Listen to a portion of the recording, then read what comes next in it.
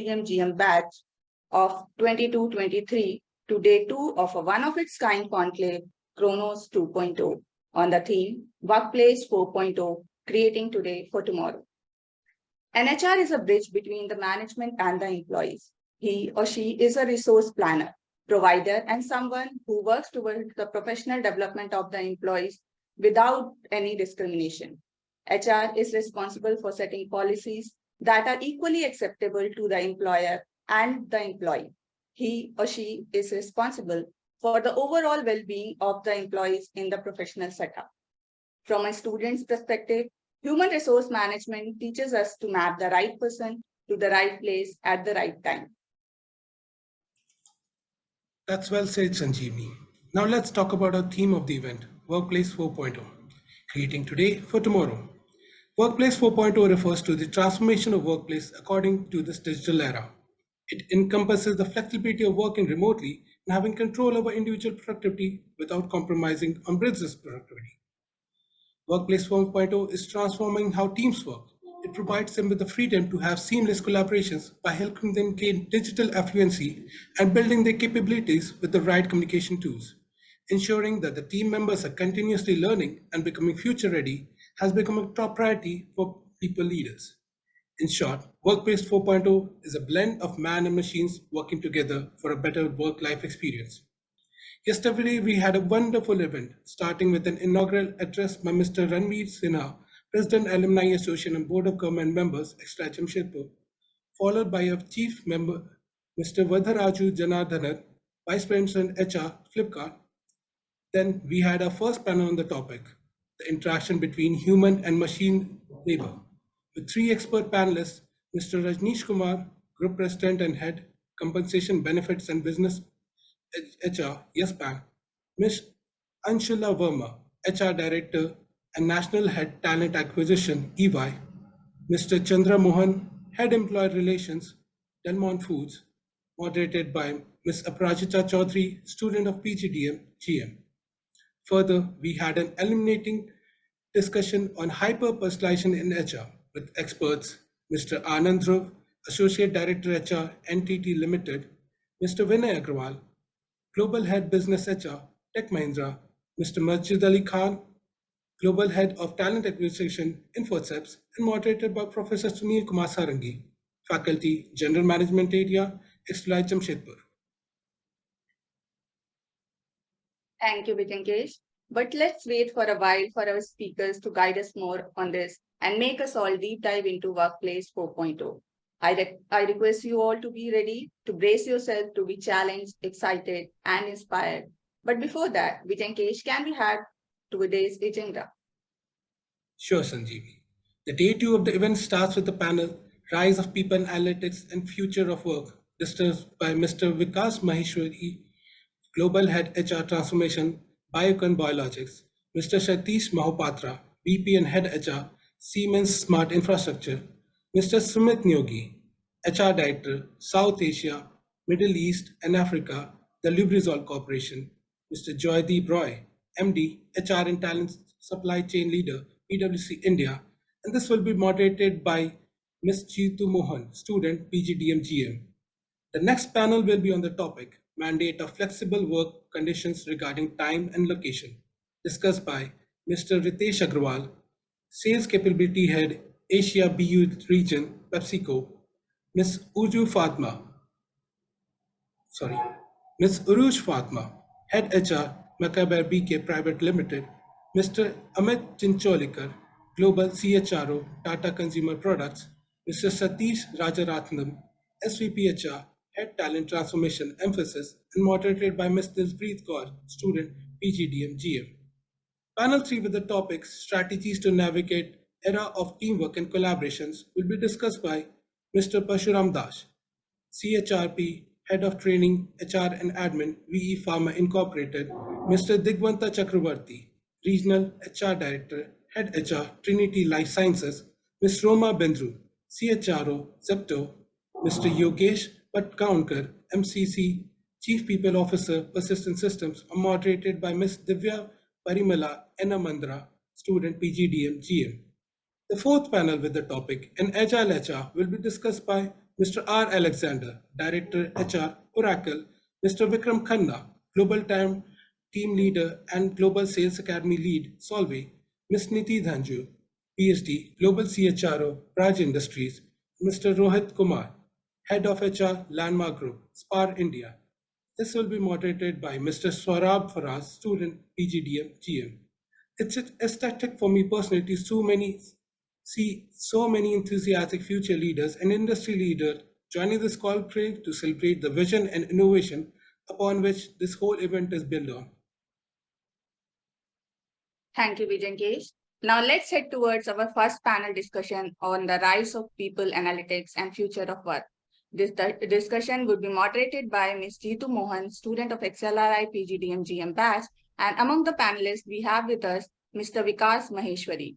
Mr. Maheshwari is the Global Health HR Transformation of Biocon Biologics. With over 25 years of experience, he is a global HR professional and has worked in partnerships with CEOs and business leaders from 20 different nationalities.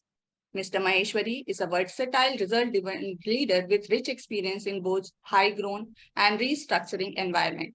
He has led, developed, and managed complex organizational change programs.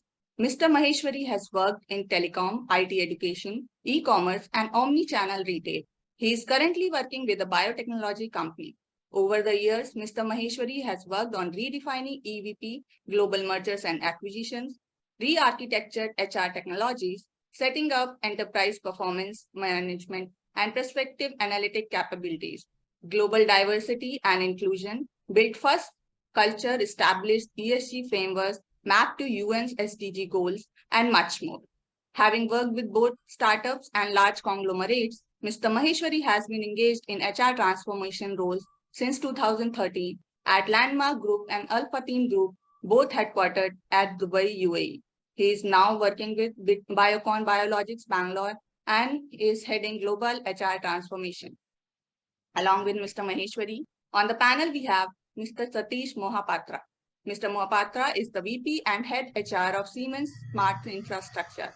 He is a visionary HR leader with 24 years of rich and extensive experience. His experience spreads across telecom, oil and gas, engineering and IT, including top-notch global technology giant and two super brand Indian corporates. A career spread across all the verticals of HR, including HR strategy, business planning, business partnering, talent acquisition, talent management, HR M&A, HR shared services, industrial relations, strategic workforce planning, global mobility management, and compensation and benefits in a truly global setup. He is currently playing the role of senior HR VP and is the heading HR of the Smart Infrastructure operating company of the Siemens in the South Asia geography. Also, we have Mr. Sumit Neogi. Mr. Sumit Neogi is HR Director for South Asia, Middle East, and Africa with the Lubrizol Corporation, a Berkshire Hathaway company. He is HR leader with 20 plus years of experience in HR consulting, HR business partnership, and retail sales and marketing. He has completed PGDM in PM and IA from XLRI Jamshedpur and PG Diploma in Counseling from TES and BE in Mechanical Engineering from Manit Bhopal. He is doctoral scholar with SP Jain's School of Global Management. He also holds Diploma Transaction Analysis and certificates in SPHR, GPHR, SAP HCM, and SHRM SCP. He is a TEDx speaker and is winner of People Matters TDI Are You in the List Awards in 2012 and John Way 40 Under 40 in 2018. These awards recognize potential future HR leaders. He is passionate about sharing his learnings and coaching across young people. He has been visiting faculty and guest lecture to top B schools. Mr. Neogi is regularly invited as keynote speaker in HR leadership conferences. He has worked with Reliance Industries Limited as vice president as a part of their HR leadership team. He has worked with Cipla, Hewitt Associate, and Bharat Petroleum in the past. He has worked with Cipla Limited as senior director and head HR commercial for chronic and emerging alternate channels and super specialist therapy verticals. He has managed for corporate functions as HR for Cipla Limited as head of the function. In his previous stint with RIL, he has worked as head of HR Capability Development Center of Excellence for IL Group. He has also led HR business partnership for Nagothen Manufacturing Division for nearly 3 years. He is certified Hogan and MBTI specialist and masters the art of transaction analysis in professional environment. A fourth panelist is Mr. Joydeep Roy. Mr. Joydeep Roy is the Managing Director, Human Resource and Talent Supply Chain of PwC India. He has successfully built talent, capabilities, and a culture that brings out the best from teams across diverse businesses in one of the most complex, multicultural, and exciting territory of the world, and transforming an organization from nearly 19,000 to be more agile, digital, resilient, and inclusive. He firmly believes that leadership is all about building a team, creating a shared vision, and guiding people to work together to deliver their individual and collective best towards that result. He set his role is set his role is to set the tone of this level of trust, collaboration, enabling the risk appetite and learning. There's no greater satisfaction in working with creating a shared vision and leading a team towards it. A cultural explorer and believer in the goodness of humanity who has carried out large-scale transformation in driving profitable growth, competitive advantage, and enhancing people experience. Successfully transitioned organization and through periods of high growth, acquisitions, merger, and change to ensure consistency and continuity for improved performance and experience in managing and assisting high functioning teams across greater metrics in emerging markets.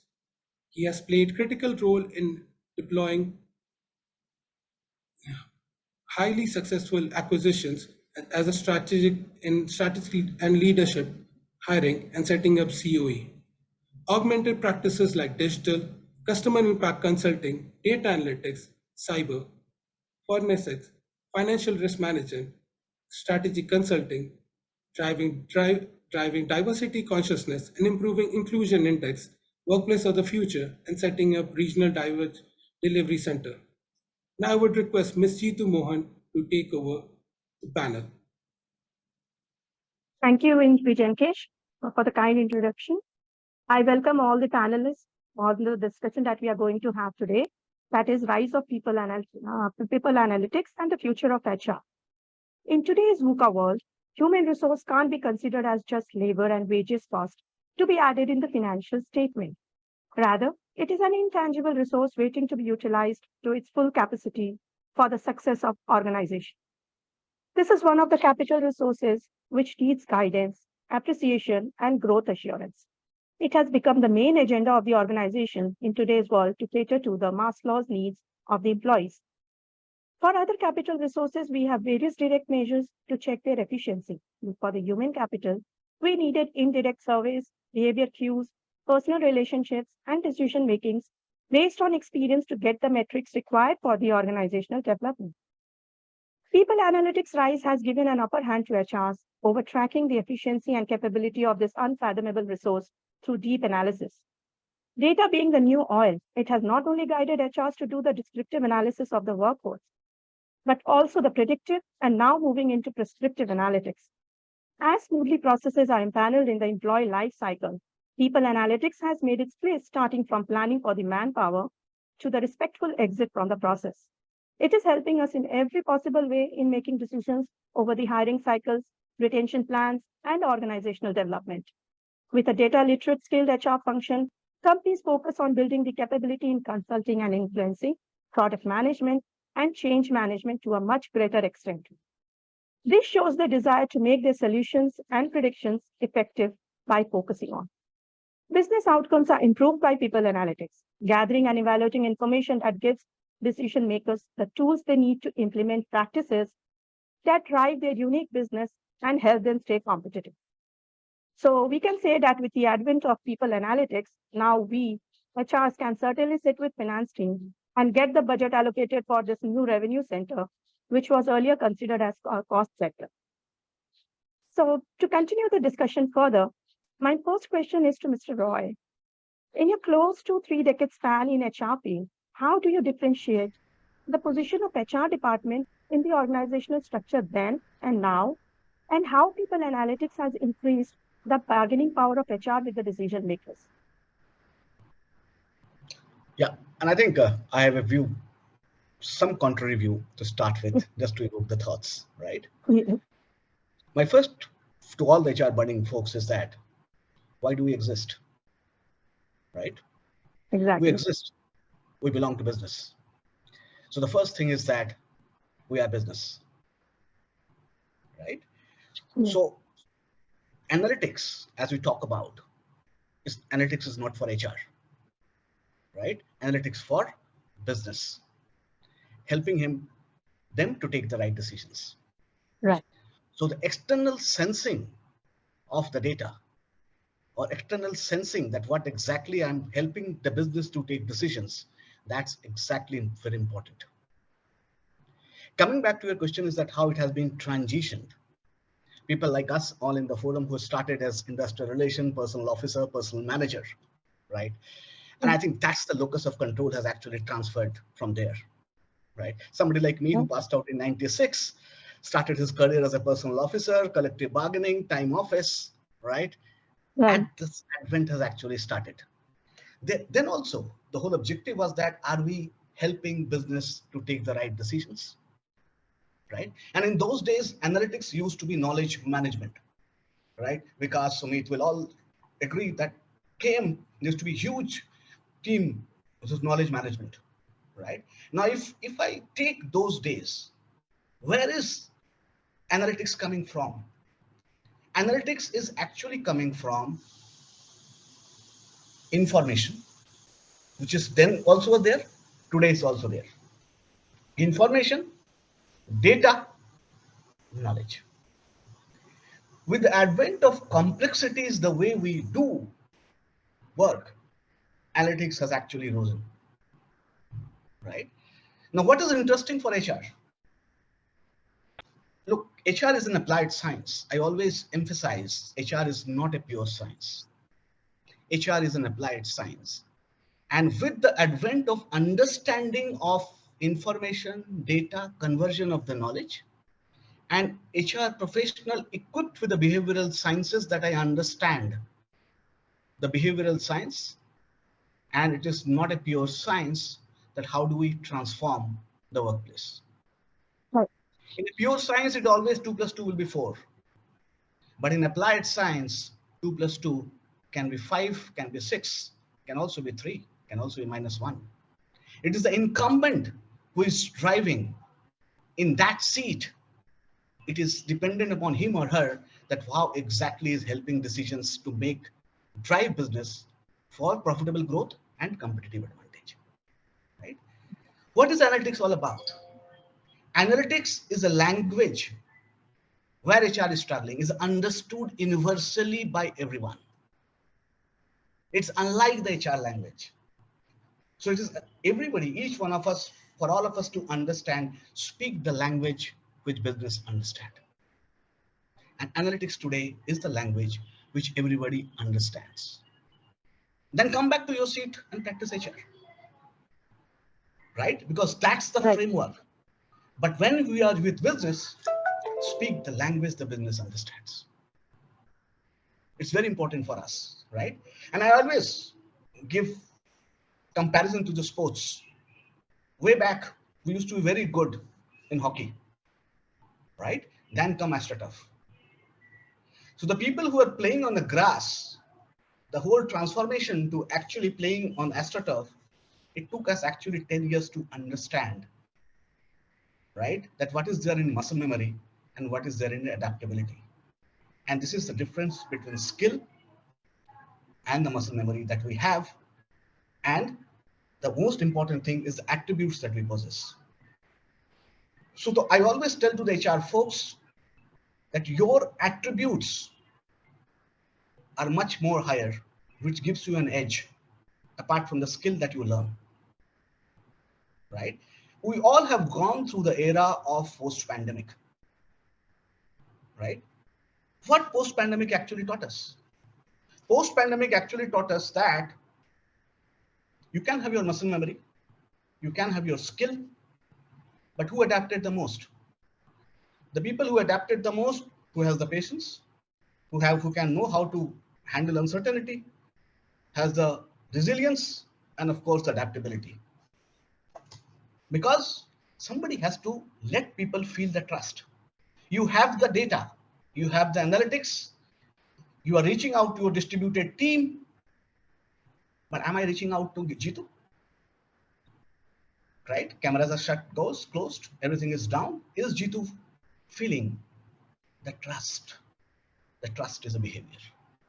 What I'm trying to emphasize and opening up this, have your data, have your tool, understand the business. As a HR professional, you have the adaptability to sink in well, because data has a predictability. What you bring onto the table as a HR professional by speaking the business language is the unpredictability in you, which your stakeholders for whom you are driving competitive advantage should not be in a position to predict you. And that is your own way, your positioning. I stop here. Yeah. Thanks a lot, Mr. Roy. This was very insightful. Now, certainly the behavioral science is the next step that we have to take. And this is the thing that is going to guide us in having our employees engaged more. So my next question is to Mr. Nyogi. Most of the answers of the people analytics are not binary, and there will be outliers in the data which can create the variations in the outcome. In such cases, is it right to make decisions based on analytics for a resource which is so dynamic? Right. So, good morning, everyone, and thank you for inviting me to speak on this very important topic, which is there. Now, if I take ourselves 10 years back, a lot of questions that we used to ask ourselves, or HR used to be, get asked, how can we bring in objectivity? There is a lot of subjectivity. Today, when data analytics, insight, hindsight, foresight, it has made it easy with the data and data analysis. We say, is data enough? Right? My answer to this is, it's at the end of it, interpretation. Right? The human is interpreting it. Always remember, you cannot or will never get 100% objectivity, because at the end of it, how I read data versus how someone else reads data is two different things. Right? Whether I'm looking at it from the perspective of gaining some insights, or whether I'm looking at it from the perspective of what should I do, which is more prescriptive, predictive, will decide how I read it, and it will differ from person to person. It is also a concept of my acumen to analyze the information. It's a human element which is very important and which will continue. So when it is a human assessing another human or data, it will remain subjective. Obviously, the percentage of subjectivity will reduce with the quality of data which is there. Machine learning, if you would have read about deep learning or machine learning, it's all about the number of iterations the algorithm does, the more accurate it becomes over a period of time, right? And that's what it is used. If you would have used Google, let's say the Google search engine 10 years back versus when you use it today, it can actually predict what are you going to search. That's the situation. Scary, right? Because it is reading your apps also. If you are doing a food search, suddenly you go to Google, you get to see, okay, your favorite food has suddenly popped up. No, so that is the level of think. These days, you just think and something comes up on your feed. And it comes up. That's what you will feel. So back to this point, how much data is enough would be dependent on the person, but the element of subjectivity would be there. Right, and trust me, since last 3-4 years, we have been bombarded with a lot of data analysis and so on, but still a lot of decisions are taken by the gut. So that will continue. Thanks a lot, Mr. Nyogi. That was really guiding on this part. But don't you think that some way or the other we can use this, have this subjective data aligned, and we can take decisions related to it? Any which it's in a very nascent stage, but to go to the growth stage, we need some way of analyzing the subjective data. Well, absolutely. And that's what data analytics has done to you, right? It has helped you narrow down your decision options. right? What happens when you want to take a decision? You do that data analysis, and what you start doing, the big set, universal set starts reducing. You know, the more you analyze, the better you reach in terms of where it is. You know, it's very simple. If you have to buy a new television set for your home, what do you say? The television should be this big, or it should be from these brands. It should be available at this price. It should fit here. So these are the factors you have laid down. So you have done a short list of, okay, I have to make a choice between an A and a B, right? And then comes in price, etc., etc. All those elements comes in. Similarly, data has helped us to reduce the number of options that we need to take for our decision. Right. Very much agree. Very much. Thanks a lot, Mr. Miraki. So my next question is to Mr. Maheshwari. So people analytics actually rests on the assumption that it can explain and predict human behavior based on past data. However, the predictions people analytics is doing is on a deployed algorithm that are basically made on the conditional probabilities for the occurrence of an event and not exactly the event itself. So don't you think that it is a risk that managers are taking to view the estimates as accurate predictions? And how does one deal with this situation?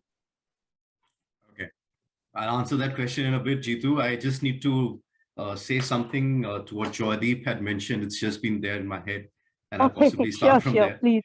Please. So Joydeep mentioned that, HR needs to be at the business. I think I was kind of, I don't know whether I was lucky or unlucky, but I did not start off in HR.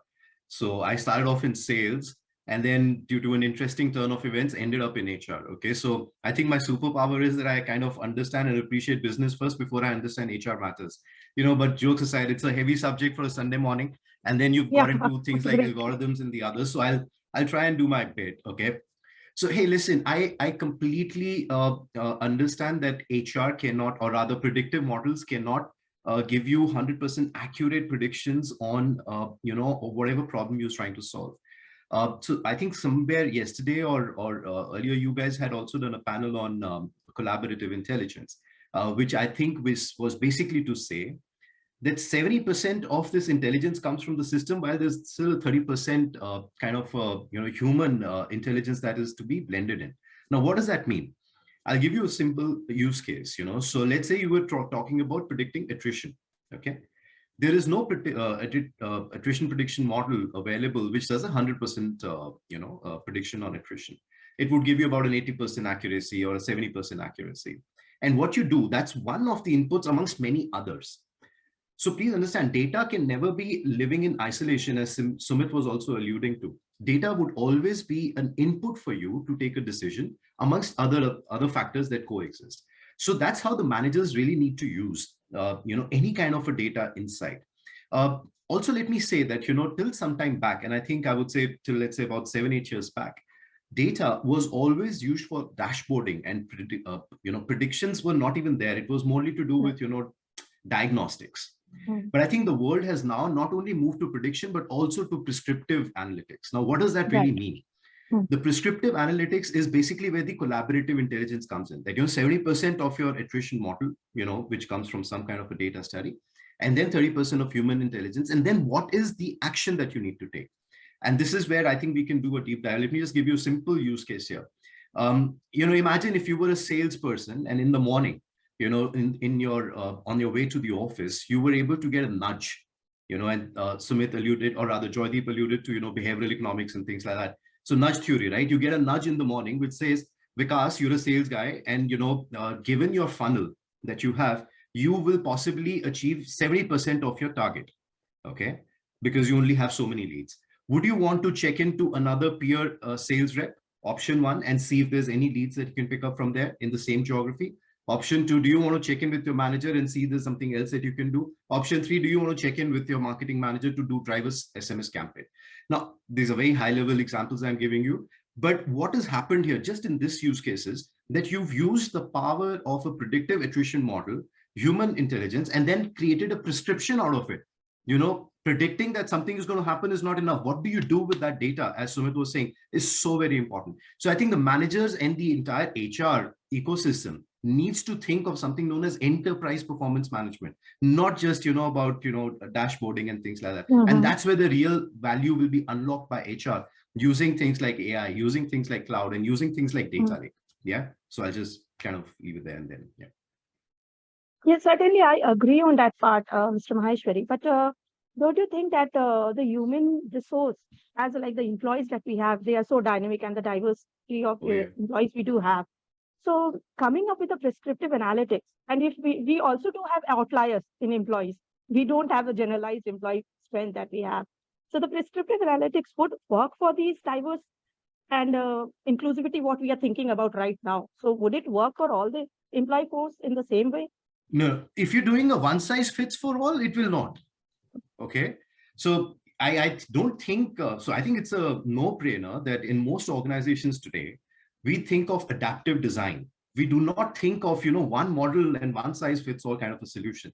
So if you've read about design thinking, and if you understand, things like personas, so what is important is to first understand the different personas that exist in the organization. You start from there. Agree. And today we are plagued, and I'm sure Sumit and Joydeep would agree with me that, today we are plagued with this whole problem of multi-generations in the organizations. There are about 3 to 4 generations living in some organizations, right? And then you also have another challenge where there are young leaders who are coming and managing teams which have members older than them. Okay? And then you add, I'll just give you another stat. Okay. I mean, I don't know if you know about this, but if you look at this whole millennial and the Gen Z kind of advent, I call this the new guard versus the old guard kind of a problem. There are about 70 million, boomers who are going to retire this decade. And there's a supply of some 80 million Gen Zs and the millennials who are going to come and take it. Now, imagine the kind of ruckus it's going to create in an organization. So you cannot say that what works for Vikas will work for Sumit New, would work for Joydeep, would work for, Satish. So it has to be a persona-led approach and different models. So I'm doing this one for the last 8 months. I've been struggling with a prediction attrition model on the multiple generations. And I see a very different kind of an output, and the inputs are also required. Inputs are also very different when it comes to a Gen Z versus when it comes to millennial. A millennial would rather look at, are you giving me, options to educate my child? Okay. Whereas a Gen Z says, hey, listen, I need something for my self-education, or I need something like a vacation or a leave holiday, etc., sandwich leaves, blah, blah, blah. So the needs are very different. So the inputs are different. The models are different. So it is not a one size fits all, definitely, Jeetu. Thanks a lot, Mr. Maheshwari. So I have a common question that I would like to pose to you all. With the employee data at our disposal, it's always an ethical dilemma about which data to use and which to not. Now, with predictive analytics at our disposal, we can increase our chances of understanding the employee behavior, but that might also lead to certain legal loopholes. So what are your inputs over it, and how do we ensure a smooth sail through in its implementation? Okay, anyone to take this, or anyone?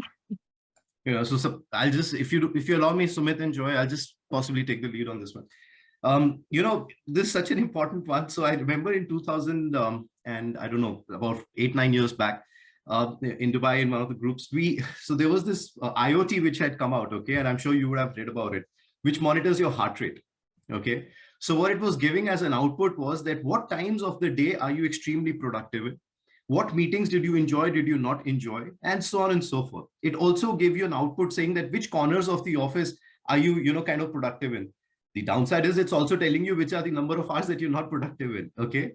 Right. And we launched it with a lot of fanfare, song, dance, drama, saying that, hey, listen, this is really, really new age solution. The backlash was unbearable. The backlash, the employees were so up in arms against this because, we were reading into something which is very personal to them.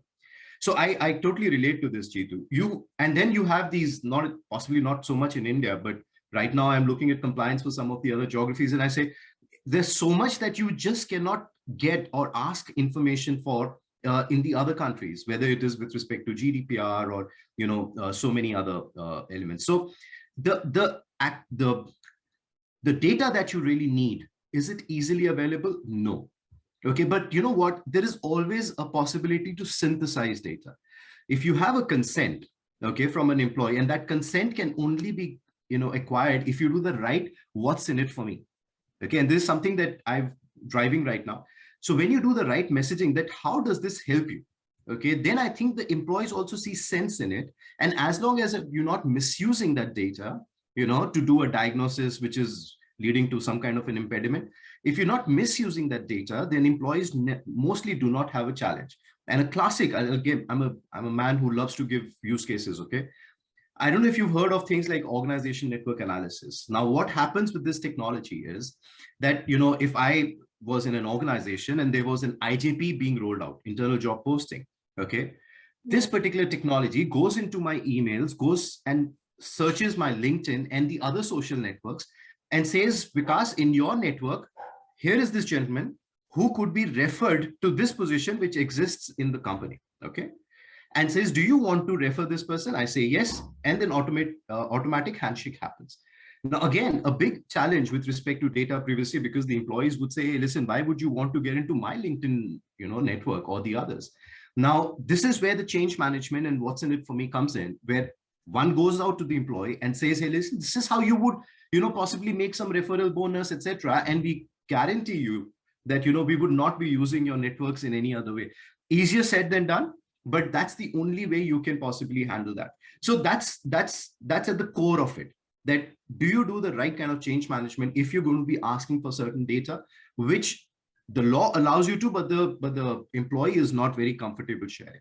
But if the law doesn't allow you to ask something, then you just cannot do that data, then you have to look for something else. So that's my 2 cents on this. Right. So maybe I can share a few my views on this. Let's understand from personal data, data privacy. In India, there is no law right now. Whatever is there is defined by the IT Act, and it is very wishy-washy. And that's why you see, a few days back, I believe there was a portal of TDSAT where actually, if you put your mobile number, you can actually get to know how many other mobile numbers have been taken using your Aadhaar, right, or your ID cards, because it's freely available in the market, right? Right. And obviously, there are firms also which are selling our data. The other day I saw, if you search, I search by my name, I get to see so many portals who are selling my data that way. So in India, there is no law, right? That's first thing first. However, what organizations can do, a very good, system that is there, one can see what the European GDPR talks about. It's a fairly good law. And if some of you happen to visit in Europe, try to access some of the Indian websites. You can't access those, even standard news portals, because they are capturing your information. They can't access it on GDPR. Coming back to employee data, it is very important to define for an organization, and I'll talk this practical stuff here, to define a data controller, right? Apart from data controller, the HR and IT need to get together, define what is confidential data, what is non-confidential data, right? You can actually in your ERP store employees' personal data by masking it. You can mask the Aadhaar number, mask the PAN number, and so on. So, and we have technology available in India as well. A lot of HRIS systems which are available, they can help you mask the data, mask the information. Because it is digital, you can control the access to people, right? So first one, define a policy. In the policy, define what's confidential, what's not confidential, very clearly. Right.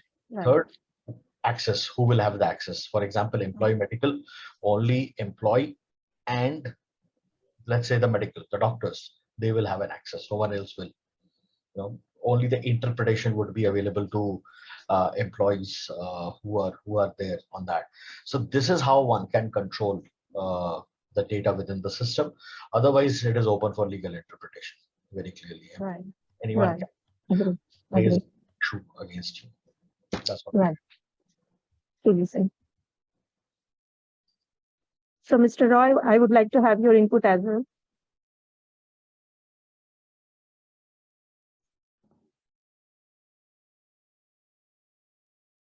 Hello. So you're mute. Joydeep sir, you're on mute. Oh, yeah, correct. So yeah, something for the time being, let's assume that to operate in a cohesive manner, rest of the legalities are in place as a HR professional, right? It's important for us to understand whom we are creating the data for, right? Now, it might be a possibility that you happen to work in organizations which are probably two steps ahead in respect to understanding data. For example, if somebody goes into consulting space, there's a huge team of data analytics team itself who will be 4 steps ahead. Number one, and that's why I said, are you creating data for whom? Okay. Right. The FinCrime, the cyber team, the forensic team, the FS team, right? Now, as an HR professional, you will be the stakeholder for the same. So first, we need to understand, am I creating data for whom? Whom I'm actually helping the decisions to take, right? And for that, it is important for us to understand that we are creating this data to help the decisions for them. So first, understanding from the code of conduct, process, policies, templatized version of HR running. Why do you think with the advent of IT, we have created the enterprise system? Enterprise system after a certain period of time became very templatized. Become very predictable. Once a new stuff comes, and that is why HR professional you need to think that this is beyond where interventions is required, and interpretation of this data. Sumit and Vikas was actually mentioning. If that is so templatized in terms of people analytics, everybody can do it actually. Each and everyone is actually can do it. But here comes is that this is my data, this is my dump, this is my template, and this is where I am helping you to have the competitive advantage, and this is the interpretation, and this is the prescription, and this is the diagnosis. And here comes expertise of application of the knowledge comes into play. What I'm trying to nudge you all, that basic understanding of today's data tools everybody is actually having. Even if I have to take an example, shadowing of this moonlight, right? It is not that it was not actually earlier happening. Exactly. Now, earlier, we used to show it that what is the terms of condition, service condition. Okay, there's an ethics team, there's an SC team.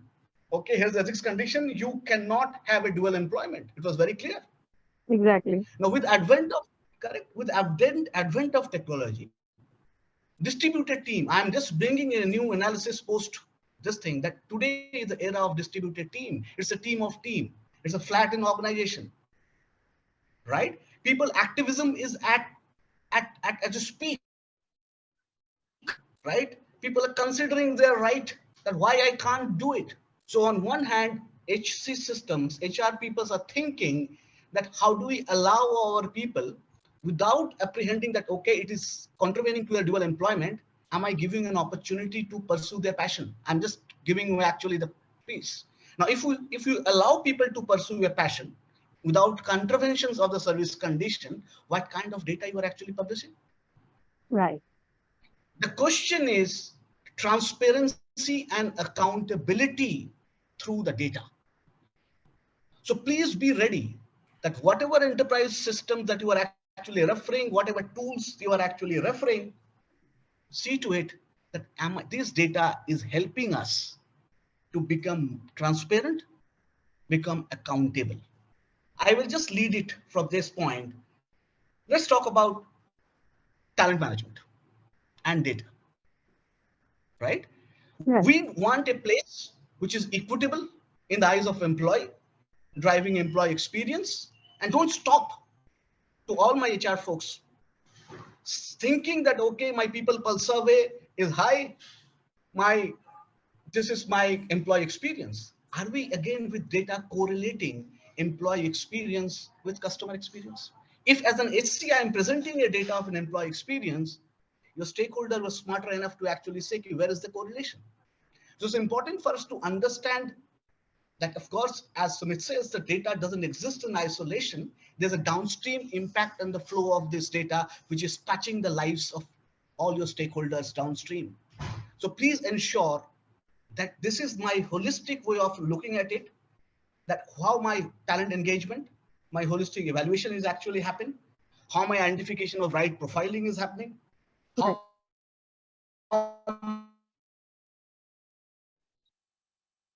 confidence, and that's where it is happening. And similar stuff, I will show it for the hiring. Whether the profile is right or not. I always give an example. If a character, somebody has written a story and somebody is making a movie, we need to be very clear that which kind of character we require. Then we put an AI model. We said the CVs will get screened. We have a threads. We'll say, okay, these are some of the CVs which is actually throwing the right. Now people have mastered writing resumes. People have mastered writing the resumes. Then the resume will throw up that these are the actual CVs which match your descriptions, because AI is very templatized. I'm giving you real challenges from consulting environment, right? Now, when you actually present it across, see at the rejection rates, right? Now, what I'm trying to tell you that now again as a data, how you have to actually counter it. Sometimes we see that we have actually scanned the whole catchment area. There's a CV screening is huge. L1 rejection is also huge. L2 rejection is also huge. Then where do you get the talent from? I'm giving you a very practical example that this is how, again, I'm linking it, data, platform, syncing of understanding of the business. If you are so slave of data, then this is another problem that lies, that present day recruiters have actually forgotten looking at the CV and finding out the relevance, because somebody else is doing it screening. The AI is actually doing the screening, right? And that's why preponderance of the resume writer. I'm saying, so be aware of the state of the art of data, tools, and everything. Present it, but don't lose the human element. I'm assuming out here that data, we are all aware. Contemporary practices is there. All progressive organizations today are actually there. But how exactly we're taking it forward to data, to next level of decision living, that is very important. Especially in the talent management, hiring, succession planning, training effectiveness, ROI, etc. Now, what does actually data helps me? Cost per hire, right? You might have best of the stuff, but you need to have credibility attached to it, that how exactly we have performed in last 3 years, right? And if we have performed in last 3 years,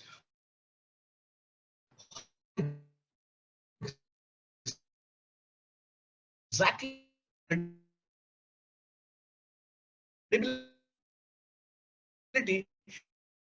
irrespective of the fact your individual performance of meeting the percentage of. Second, workforce planning.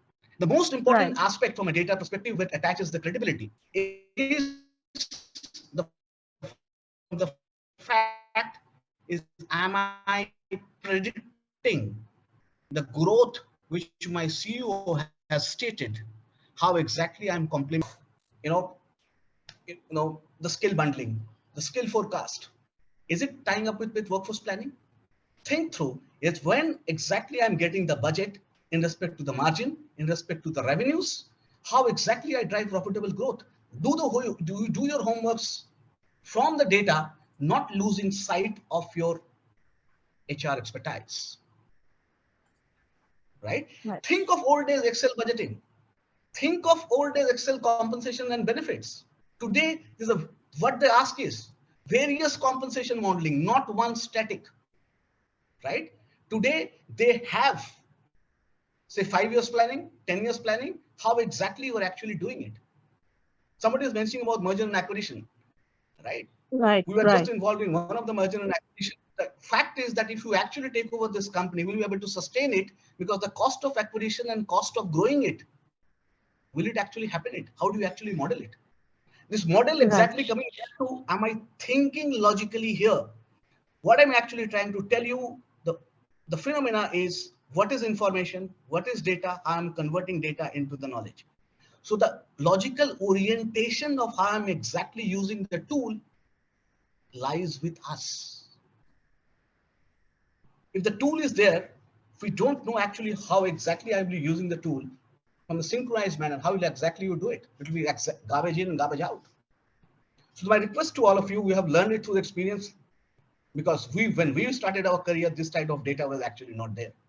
Right. So that's the application of science. You guys are very, very lucky, very stuff that you are actually starting it for there. So I'm saying always look at application of your knowledge, put it into your data, look at the downstream impact, make it 2 + 2 = 6. Great. Very much. Yeah. Yeah. Thanks a lot, Mr. Roy. So what my point of view would be on the legalities part. I think that privacy is a very much relative concept in today's working environment. In working environment generally also, we are ready to give our data on the social media platform and wherever we are buying stuff on the Amazon, but we are not ready to give our data for the organizational decision making. So that's a kind of relative concept, and we have to devise the code of conduct and the policies as per. No, no, And as Mr. yeah. Yogi has well said. So Jitu, I'll stop it out here. Yes, It's a very interesting point. Right. The organization is bound, like any, if it's a global organization, they are bound by the code of conduct, Office of General Counsel. If it's territory, they are bound by actually that. And this is where it comes very important culturally, how exactly internally, both outside in and inside out, you are managing your data, right? exactly. So Right. data privacy leak, it's a larger issue, but always understand we correlate from a perspective that any of the employees, because they can always go to a social media, which is directly impacting your brand. Now the issue is how exactly you handle it, right? Because if Right. somebody writes anything to your COO in respect to data, of course he or she is free to write it. But how do you actually handle it? And that's the culturally you have to build it inside in, that when you are actually dealing with data, the confidentiality of the data, one, how exactly the restricted circulation you are actually doing it, even for the leadership, the next line and others, whom it is data is created for. So that the tiering is also very much important, that who is actually using it, whom I am creating this data for. Right. Very much agreed. Very much agreed. So I would like input on this point from Mr. Nyogi and Mr. Maheshwari as well. So what do you think on this perspective? So I did talk about the legality of the data. If you see that, and I agree with what Joydeep said. Most of the large multinational organizations will obviously have some codes around how will you manage data. But when data privacy is controlled by the act of law, which is applicable in the country where the data is being where you are controlling the data, very clearly, employee, I can't control what my employee does, right? I can issue at best a social media guideline to them, what they can post, what they can't. And if you've heard, it's not about my organization, but a lot of employees, a lot of people have actually lost their job because they have posted something and their organizations have been tagged. Organizations want to showcase themselves as standing by their cultural beliefs, their values that they have, the value systems that they have. So there is one social media guideline that goes out. Second, very clearly, there is about company information which is there, which is IP related. You cannot share these informations in public platform, right? Neither you can keep it on that. So that's the second control. About personal data, I told you what employees do, I can't control, but what we will do, we can control. So we have a very clear. It's always suggested that have a very clear policy which defines each data in confidential, non-confidential, and also who can manage the data. That's very important. For example, in our organization, we have recently created a policy, and I have signed an authorization because I'm the data controller. The CHRO is the data controller. I have signed an authorization to certain people that they can manage the data. However, overall accountability, which is whose neck is on the chopping block, is mine if something happens with the data. And that is being published to our employees as well. That we keep on repeating, keep on telling them this is confidential, this is non-confidential data. Do not publish these information in public and so on. But it's on their own, right? And you are absolutely right. Someone the other day I know has posted his pictures on social media from a hospital, and then he is worried about us, other employees getting to know what is the ailment. It's written very clearly which department the person was in. So what can one? So, Right. and Jitu, I will add very interesting point taking from Yes, the Sumit. Like many organizations have a policy that whether do I monitor the machines or do I not monitor the machine, right? Because that's the level of trust.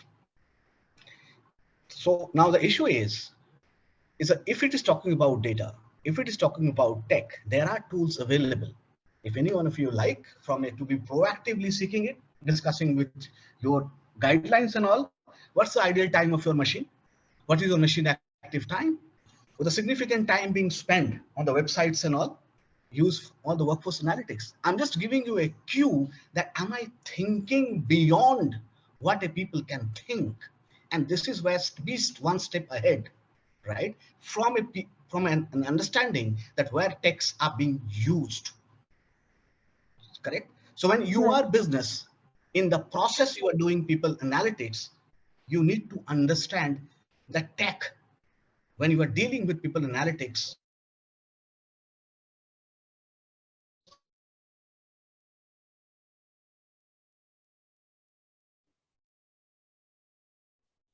using the analytics, crowdsourcing, people using of databases, right? Social media analytics. These are the where you need to act, right? And that's what I'm telling today. The people and the business functions are getting very blurred. In days to come, over a period of time, you will see this expertise that okay, the value that you actually bring onto the table. So this is where it is important that when you are dealing with the people analytics, you are thinking very seamlessly the way probably any data scientist or data analytics guys are actually thinking. We all need to think in a very similar manner, right? Right. Gig Right. economy. I'm just giving another example. Now, moonlighting, people are catching up because they have a common UAN number. We are very good. People have linked it, UAN numbers with a PF. Anybody with the same UAN number with the two companies, it is easier for any company to see to it that you cannot be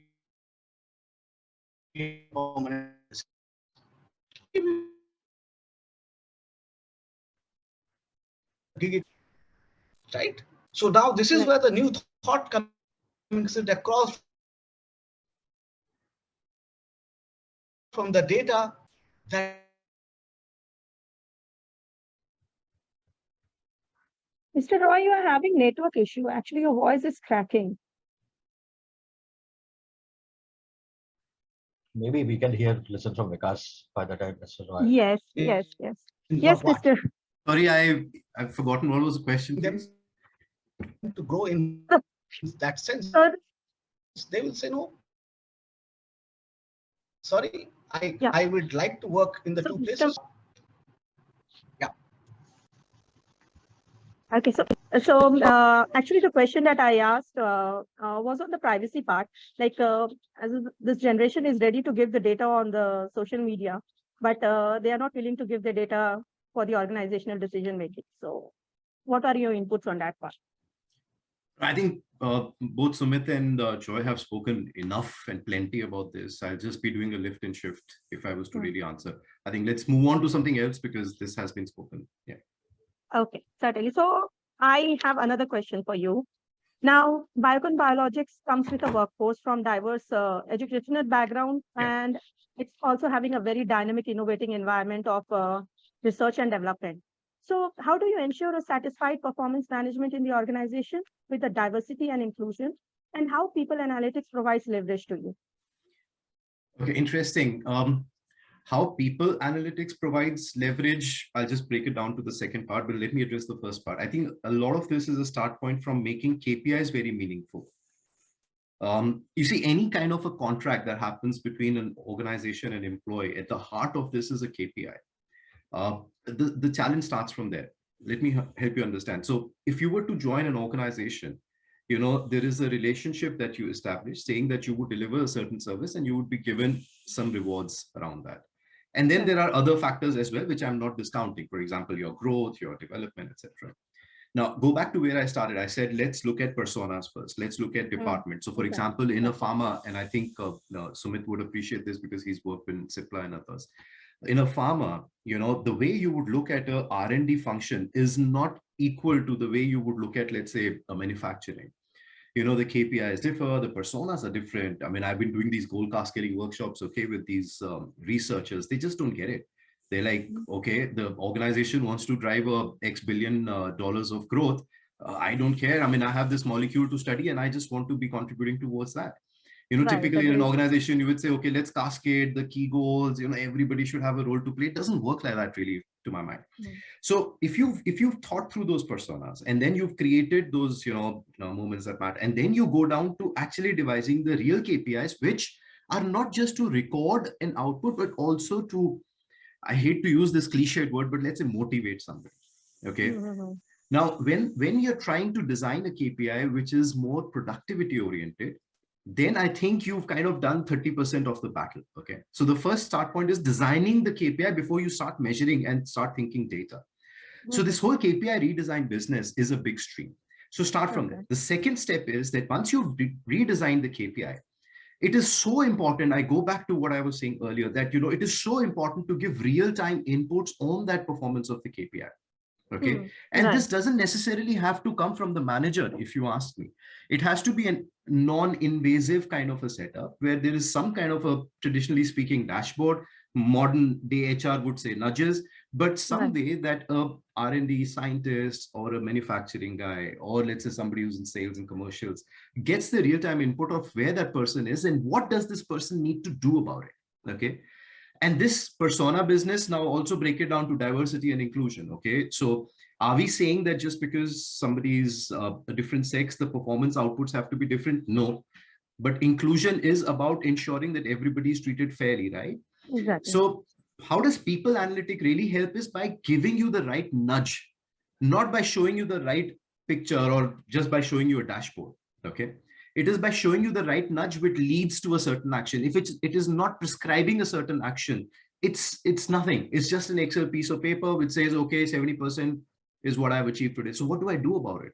And this is when you move from asking to listening. Somebody mentioned that stop asking people. If you try and listen to what people are not saying, you would find that most of the organizations, the employees are saying, you come to me at the end of the year, the manager gives me a performance rating on a scale of 1 to 5. Through the year, there is nothing to tell me, what should I do if I have not met my targets? Right. That's the problem I think people analytics can solve. Okay. But again, I believe that you have to at times over communicate. You have not communicated enough if you don't get tired of saying it again and again. So I'm saying it again and again like a broken record, that, you have to move away from just dashboarding, just diagnostics, to predictive and also prescriptive. And prescriptives are nothing, but they are basically human intelligence. The machine can give you some bit of an input, but mostly it's human intelligence. What would a human do? What would a manager do if one of my employees' performance is not meeting the watermark levels? Is something that, you need to configure in the system. Configuration is easy. What is difficult is, getting the whole framework together. And that's the enterprise performance management piece that I'm leading to. At my organization, we are moving towards that. It's been 7 months. We've been trying to configure that whole framework. It's not as easy as it sounds, because there's so many million use cases, that if this goes down, this action can be done, that action can be done. We're just trying to wire all of that together. But I think in a year or two, we should be able to get there. But that's how you use people analytics to drive productivity. So move away from presentism, productivity over presentism. It's not enough to come to an organization, do 8 hours. What matters is how productive you are, even if you're doing 6 hours. But that does not apply to, let's say, manufacturing. Again, giving you an example of, the personas. In a manufacturing, you still have to come, you still have to, kind of deliver your SOPs in a certain time period, because the more time you spend there, the more productive you are, right? As in you have to. But if you were an enabling function, let's say in HR, even if I was sitting at home, or if I could do my, task in 6 hours, it's all right. So what applies for me will not apply for a manufacturing. That's how the difference is. So, okay, just close last thoughts. I think a lot of this can be achieved from something which Sumit also alluded to, which is adaptive design.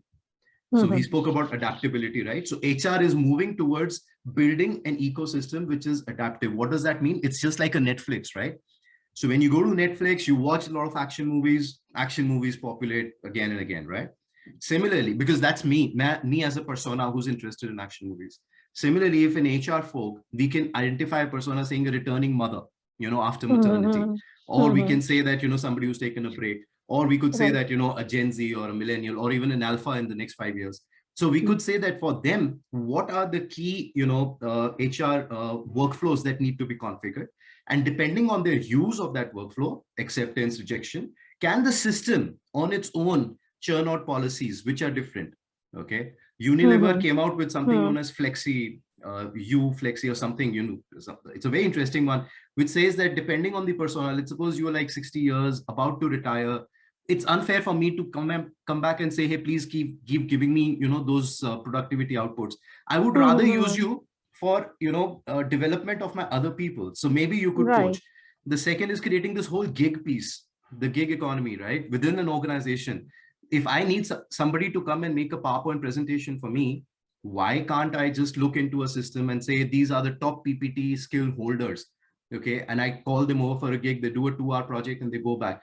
And what if I can also load this and I say, pay for skills, not just for productivity. So those kind of things are like some new age HR practices that are emerging, which take a departure from traditional, annual performance management. The output is Agreed. only salary increment.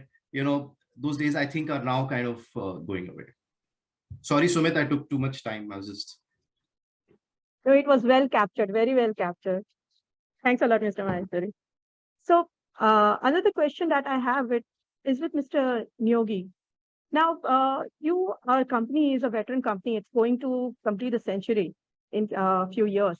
So focusing on ethics and values is the most important part for this, your company, Lubrizol.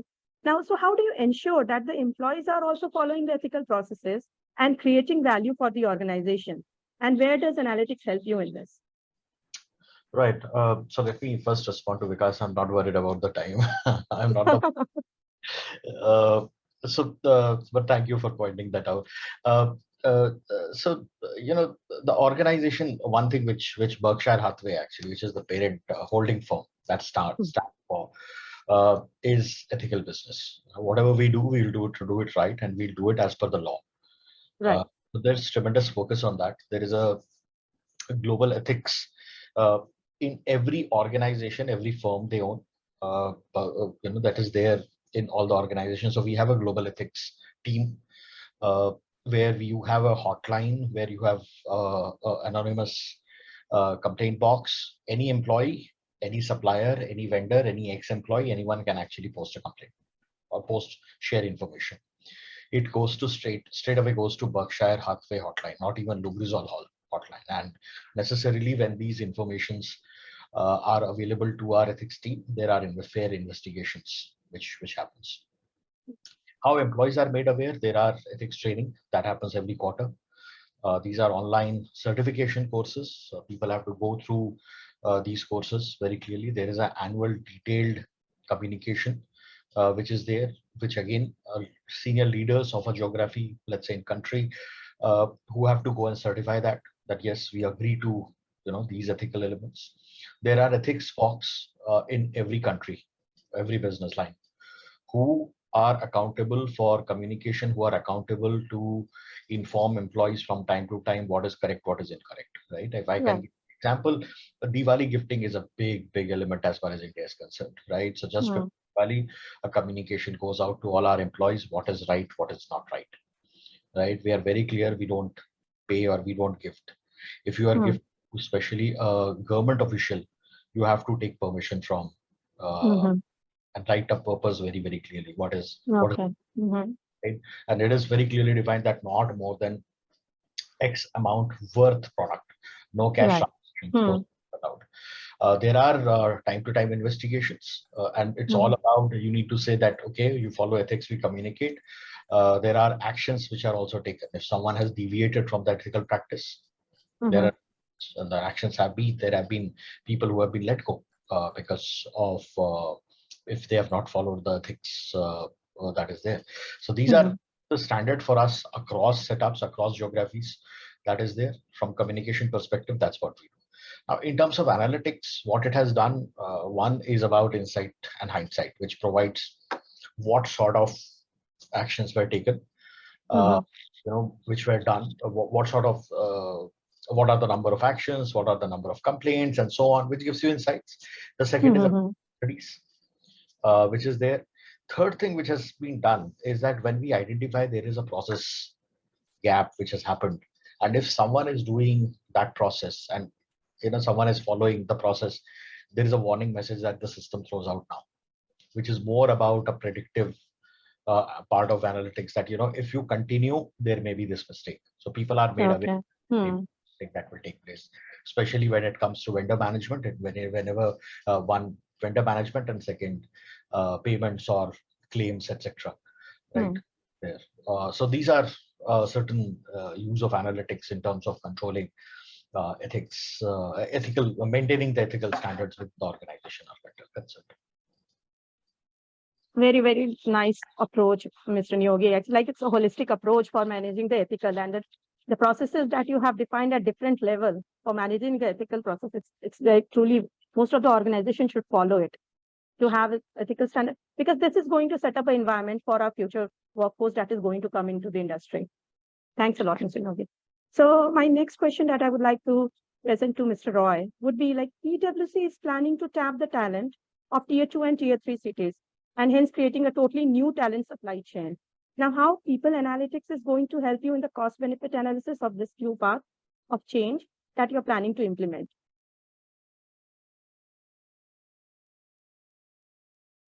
You are on mute, sir. So whole objective is predictable supply chain, right? One, if you are opening offices in tier 2, tier 3 cities, the whole thing is that we all fish from the same pond.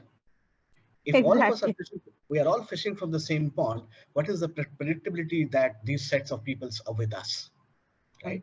So I think that's why the conventional hiring will continue, which is campus, laterals, and everything. Those will actually do that.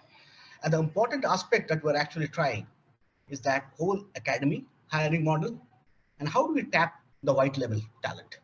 Now, when we say white level talent for us, is that one, are we hiring for skill, right?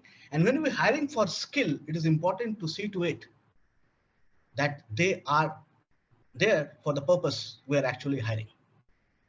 So we are working with so many talent partners from the academy model to tap that what is the kind of people who are coming out from that catchment. Of course, listing it through the academy hiring model, which is tier 2, tier 3 cities, what kind of proficiency level, and can we groom them predictably to take through their supply and chain and ready to be deployed over a period of time. Right. So that's what the model is, that predictability from a perspective that can we help businesses to see to it that I am planned enough for 30% or 40% of my talent for 23-24 or 24-25. Correct? And coming back to your question is the cost. I'm telling you very soon, as over a period of time, the way that we are progressing in the campus, the cost of campus hiring will also be huge, right? So the whole thing is hire, train, deploy in a manner in which you curate your own talent. You tailor-made your own talent. And in the places like us, right? Say where we have, so Vikas, Sunita there, we have pharma, we have healthcare, we have supply chain, we have customer consulting, we have cyber, we have forensic, we have SAP, we have data analytics. Now, understanding this whole domain and see to it that how do I maintain the various supply chain of the talent? The concept that we have borrowed, that supply chain is all about effectiveness to drive that competitive advantage, is similarly for talent also. Are we ready for it? And it's a huge shift. It's a huge shift from a workforce planning perspective, the huge shift from a skill perspective, huge shift from a demand forecast,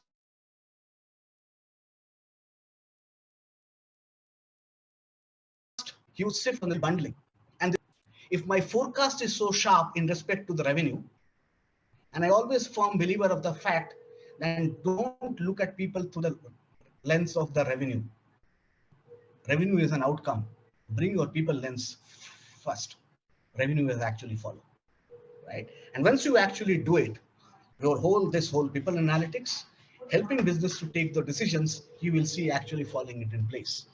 But larger thing, as Sumit Vikas was also mentioning, are we creating this culture inside in to see to it that it delivers the result? The challenge is out here. The huge challenge, because look at the churn that is actually happening. Look, work is a socialization place.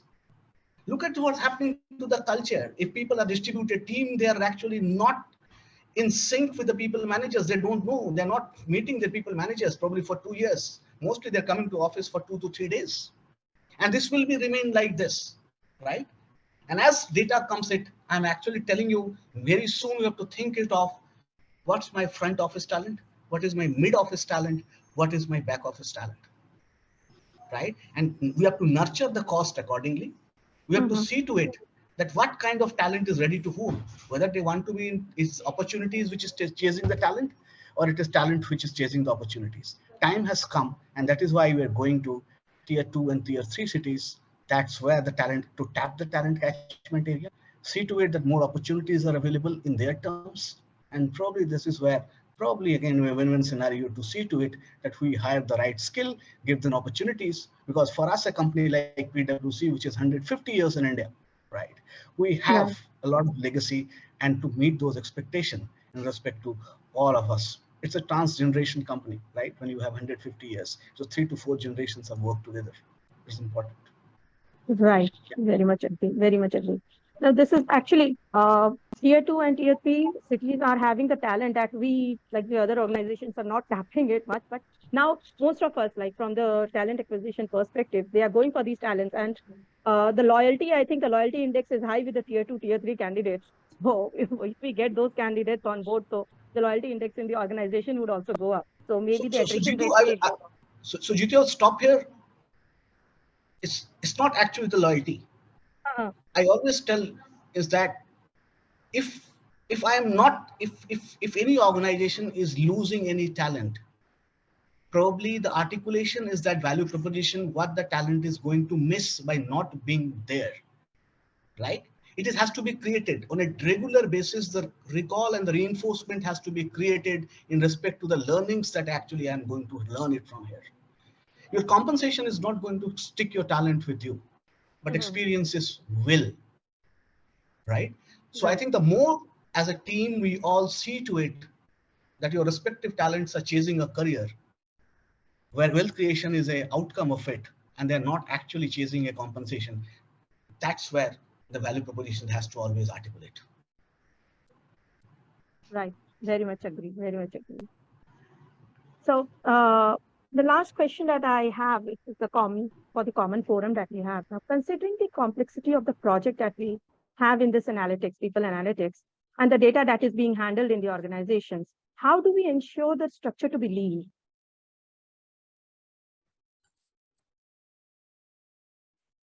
Sorry, the structure to be what? Lean. Lean, you said. Yes, lean. So, Mr. Maheshwari, you would like to proceed? Yeah, sure. Okay, so I think when you look at data, there are about 7 elements to any kind of a data that you need to think of. And that is how you, I think in a certain framework, you could make it a little lean.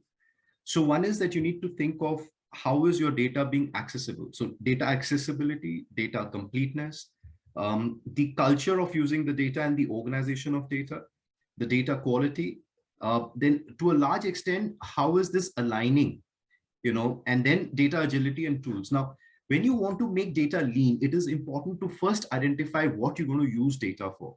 If you're going to use data for, let's say dashboarding or whatever, so then it's a different use case. But if you're going to use it for decision making, then it is important that you understand that, you're following the 7, tools or the 7 factors that I just mentioned.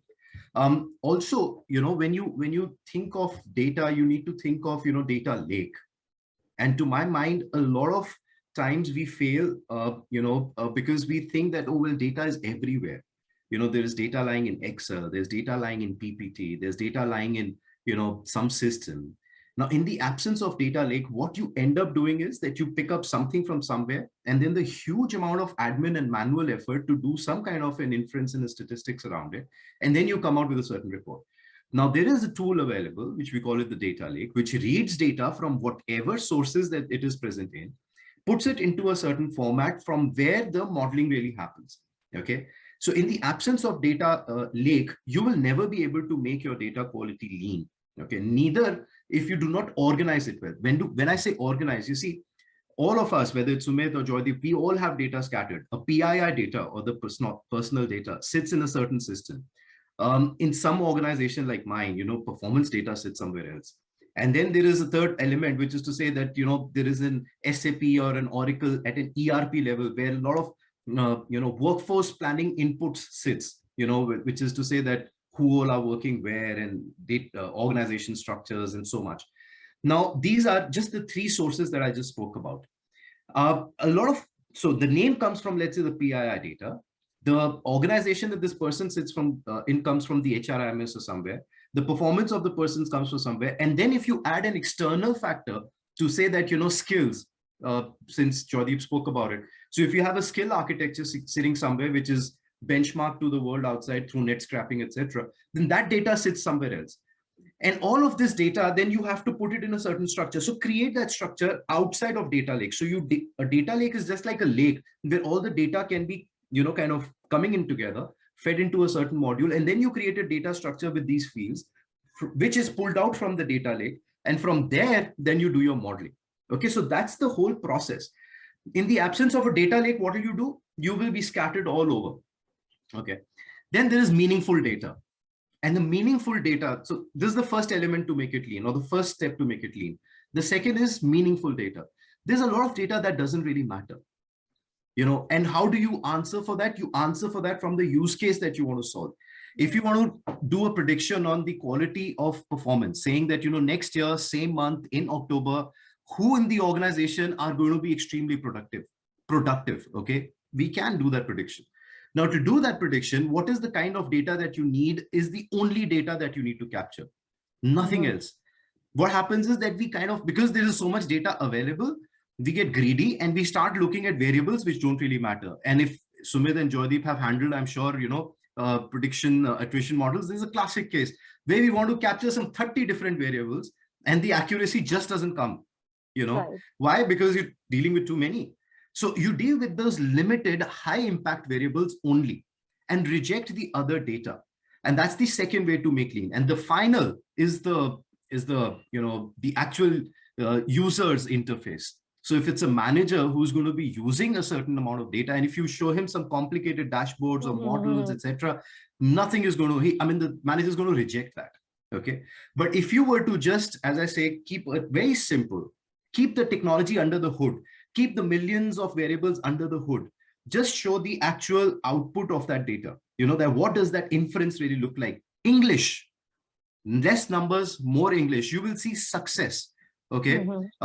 Since Joydeep was speaking about it, I'll just pick up that one example of, career progression or talent conversations. Traditionally, in most organizations, you would see that, a manager and an HR, they come together. They see things like average year or number of years, longevity of an employee, performance rating, 9-box, 360-degree assessments. Okay. And basis this, they decide the future of an employee, right? And all of these data points are studied in isolation. Nowhere is it studied that if a 360 output is X, what was the impact on productivity and the prediction on productivity going forward? That is not studied. Okay. Now add to this another element of skills, since we're talking a lot about skills, saying that, this person has XYZ skills, which are emerging skills, which we have net scrapped and done benchmarking on. So when all of these inputs are shown in isolation, the data is not lean. The data is lean when you are putting all of these together, you are building some, connecting the dots, some collaboration around all of it, a storyline. And that is when your data is actually making or solving for something.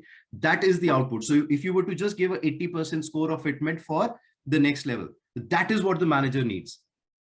And then if the manager wants to do a deep dive, then how did you arrive at 80%? Can I do some algo changes here and there? That's step 2. But the step 1 is not to say, okay, here is a filter like a lot of our legacy systems do. Here is a filter, choose age, choose number of or performance rating, choose something, choose something. After you choose, some list of people comes out. The manager is still confused. What do I do? How do I decide? You know what I'm saying? So, these are the 3 things that would solve for making data lean. But don't forget what I started off in the beginning. In the absence of understanding whether you have your data accessible, that's where your data lake comes in. Your data is absolutely complete, single source of truth, no islands of disconnected data. There is a culture of using data, and the data is organized well. The data quality is, from a accuracy standpoint is there. There is alignment of data, different businesses, whatever data they need, it's available. And data is agile. You don't have to look for, multiple, or you have to wait for something or somebody to do something to get access. The data is agile, and the right tools are available to churn out the outputs, predictive models, etc. So these are important. And then these 3 steps that I just spoke about. Thanks a lot, Mr. Maheshwari. So I would like to have Mr. Nyogi's input on this. Sure. So thanks, Vikas. What you covered is definitely pretty strong.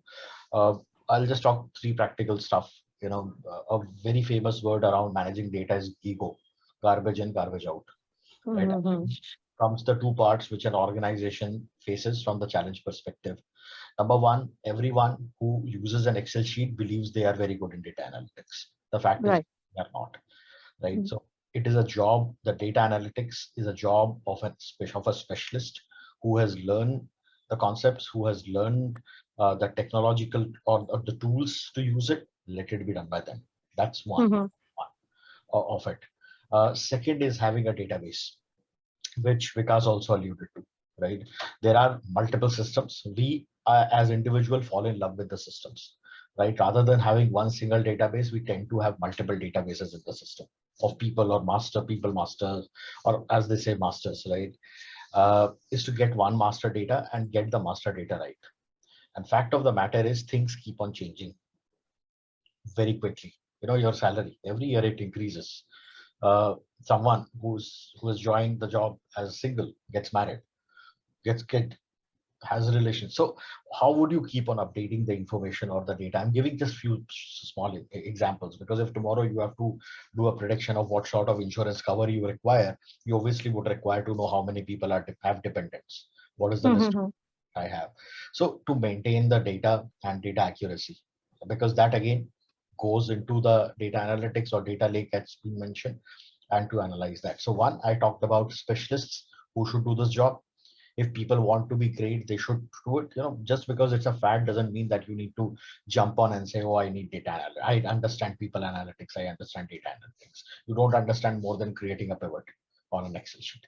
So that's part 1, and part 2 is maintaining the database, correct database. These 2 will help in making good data algorithms and good data outcomes actually. Well said. So quick input from Mr. Roy on this.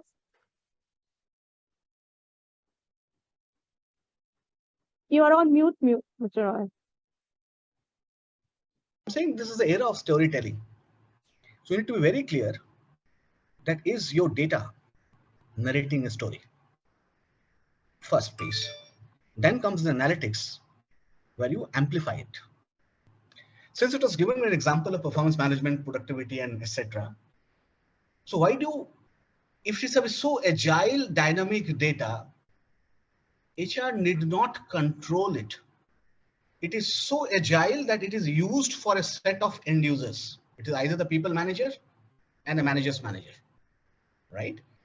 I'm saying your data it is not about mid-year. It is not about, I'm giving an example. So there are various COEs. I'm just directly coming into the HR space. So there is the operations HR who will use the data for a perspective. There's a COE, which is compensation and benefit. They will actually using it. There's a LNE who will be using it for their purpose, right? And there are developmental HR who will be using the same data, right? And when you link it with mental well-being, 1, you link it with inclusion index, that is inclusion on all. You have to see to it that in holistically, what kind of data it is being narrated. And every team has to actually pick it up, and the respective team should amplify it, that we are on the actually same page in driving employee experience. That's the way actually doing.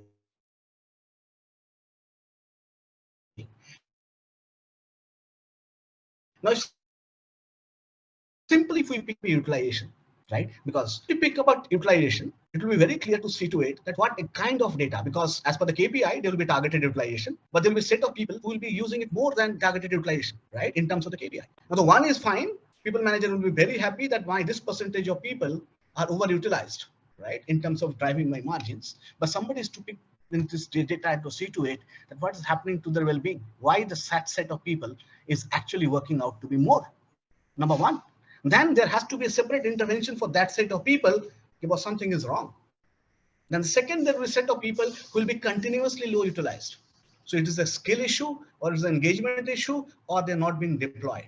That's another piece that needs to be linked into. Then comes to the pattern in which the people managers are behaving with the set of people.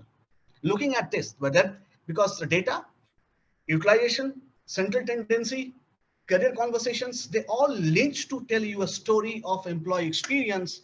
And this is where I am saying, one, the data story, and if the data is being so charged, so clean that itself is narrating a story for the people manager that you don't need an interpreter in the performance manager specialist to come and tell and narrate the story again. Sorry, it's very clear and clean. You don't need a mediator. And this is where slowly I'm saying, create your tools and model and focus on the developmental piece, leave the templatized regular pieces to narrate and take the output and amplify it so that you are driving business experience, you are driving people experience. Right? Simply, if you take today, we're talking about inclusion culture, inclusion diversity index, inclusion index. If you take a data, right? I'm just giving you an example from this set. We have looking at the proportionality of the promotions, proportionality of the ratings, right? Male, female, gender. How is the actually trend? Is the unconscious bias is actually creeping into it? Right? It's not about you do a lot of mandatory trainings, you keep on badgering everybody of them, tell them this is what needs to be done, but at the end of the day, show exactly respective teams are behaving in the manner, because these behaviors gives us the trust. Whatever my leadership says, until and unless it is backed up by data, this is where I'm emphasizing the transparency and accountability from a perspective. Is it driving it? And this is where I request all the HC folks, work it along. It's nothing business on this. Let data tell the story and amplify those pieces of story to drive experience. And that is very important. Yeah. Agreed. Very well captured by all three of you on the linear structure of the analytics that we can use for the betterment of the employees as well as the development of the organization. So now I would like to transfer it to Vijankesh and Sanjeevani to have the questions taken from the students.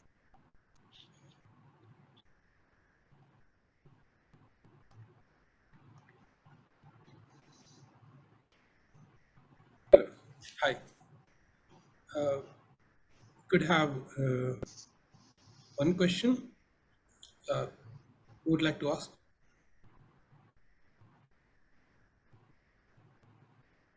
Yes, Gautam, go ahead. Yes, sir. Am I audible? Yes, you are. Yeah. So my question was, sir, how do we see people analytics changing the future of work in the next 5 years?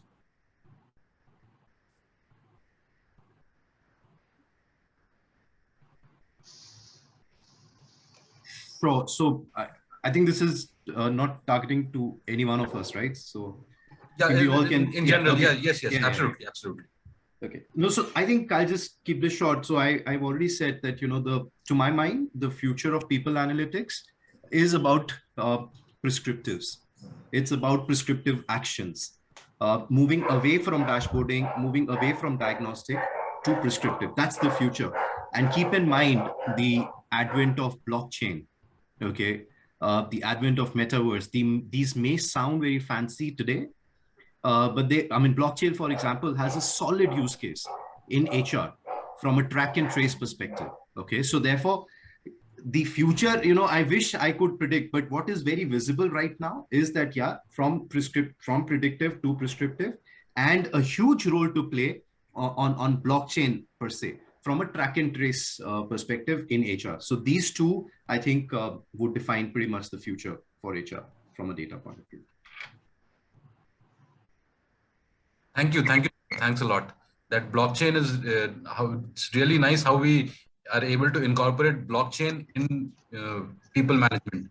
It's really great, sir. Yeah. Thank I'm you, not sir. sure if Sumit and Joy, I mean, have you also done any POCs on the track and trace on, you know, the CVs and the kind of fudges that used to happen through blockchain? Yeah. Absolutely. Yeah. Absolutely. We're doing it regular. I think this is the look, and I forgot who asked the question. So I will tell you, analytics is not only for HR, it is going to touch all walks of our life, because the way the whole economy has evolved, it is actually, as Vikas was actually telling, track and trace in taking the right decisions, because the margin of error is very thin.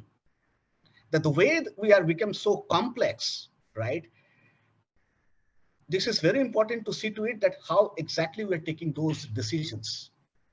The cost, anywhere, if you look at it, everywhere, everybody is seeking the return on investment. And this is where it is very important to see to it that this, any kind of analytics, whether it is people, business, anywhere, it is helps us to see to it that it helps us to take the right decisions, and it actually stops a lot of rework and doing a lot of unnecessary stuff. That's why the specialist Sumit was actually mentioning that why the data analytics, data scientists, they are actually parallel. Like the pharma, they have the R&D. Nobody else actually did it, right? Nobody does it. The consulting companies have their own fire stations, which are constantly creating content. If anybody can Google a content, who will pay? They will not pay, right? Similarly, this analytics in days to come is actually equipping respective leadership from a perspective that how do I help you to take the right decisions in every aspects of that actually the life.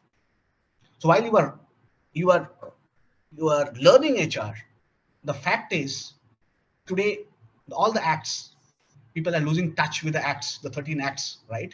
Because we have a tendency to, okay, the legalities will be handled by the office of the general counsel. But nowadays, that's the way that we actually do it. But see to it how exactly the way we are actually touching it, look at it from a perspective of the data. Anything that you are learning, translate it from a data that is a 3D effect that in front of me, can I visualize it? The data gives us the power to visualize anything that you actually study. And I think for HR, whole career planning, succession planning in days to come, what is the predictability? Because it's always reiterating from the perspective, diagnosis and the prescription, right? Than the intervention.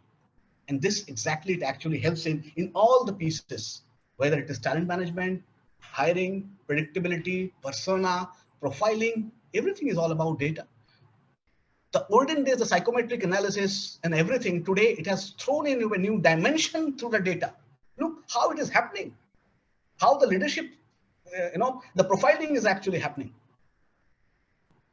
And for HR, I will tell you, it's very important for us is, do you understand finance? One aspect is very quantitative.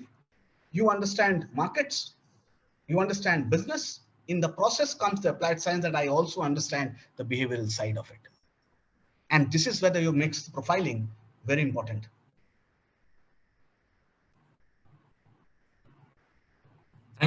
Thank you so much. That really answers the question. Thank you, sir.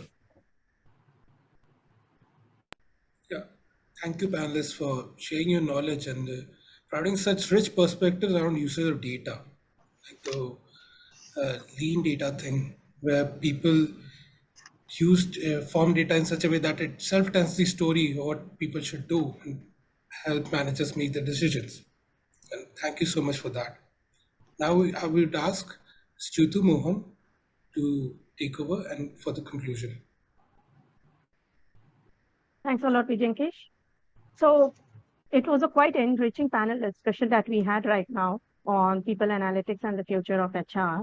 Now, I would like to thank Mr. Sumit Neogi for telling us about how the subjective data can be funnelized and get to the pointers that we require for making the decisions, and how the ethical processes can be implemented in the organizations for the future workforce to follow it.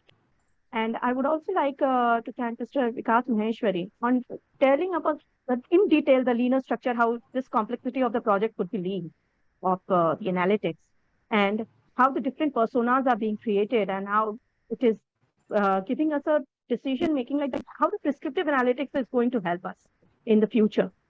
And not last to mention, but very much thank you to Mr. Joydeep Roy for joining us. And the way the overall the process the PwC is taking care of in hiring the people from overall the talent supply management of hiring the people from the tier 2 and continuing with the 150 years legacy that the organization is having, and how analytics is being moved is transforming the overall culture of the organization. Thanks a lot to all the panelists for giving your time on this Sunday morning, and looking forward to interact with you in future. Thank you so much, Jitu. It was a pleasure and learned a lot from Sumit and Joydeep myself. I wish we had more time for the Q&A because I still see a lot of hands up, but maybe sometime soon in the near future. But thank you so much for having us. Likewise. Thank you. Sorry about that, actually. Okay. It's okay. Maybe overdose for students, so it's okay. Thank you. Thank you. Bye-bye. Thank you. Thanks a lot. Thank you. Thank you, sir. Have you again, sir. Yeah, Thank we'll you. respond. We all three of you will have.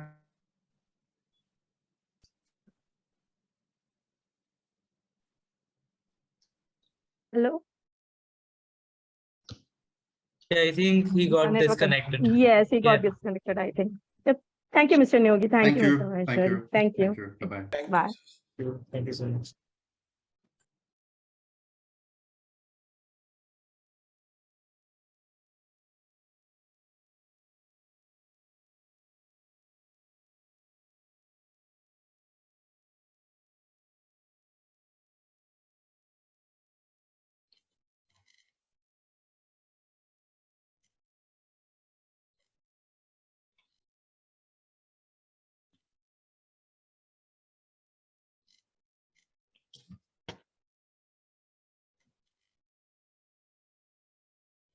Mr. Roy, are you there?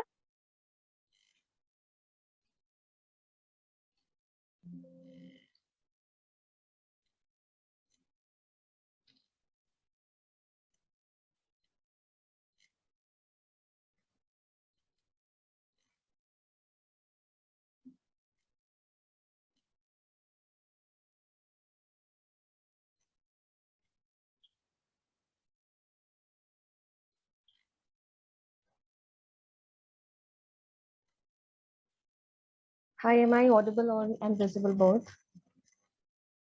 Yes, ma'am. All right, great. We will start in a minute. Sure.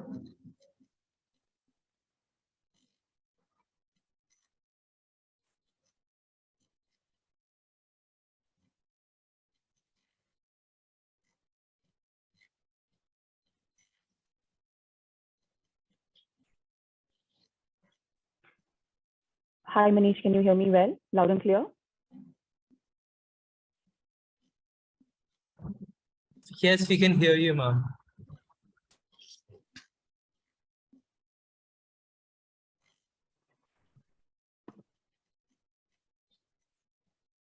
Everyone, morning.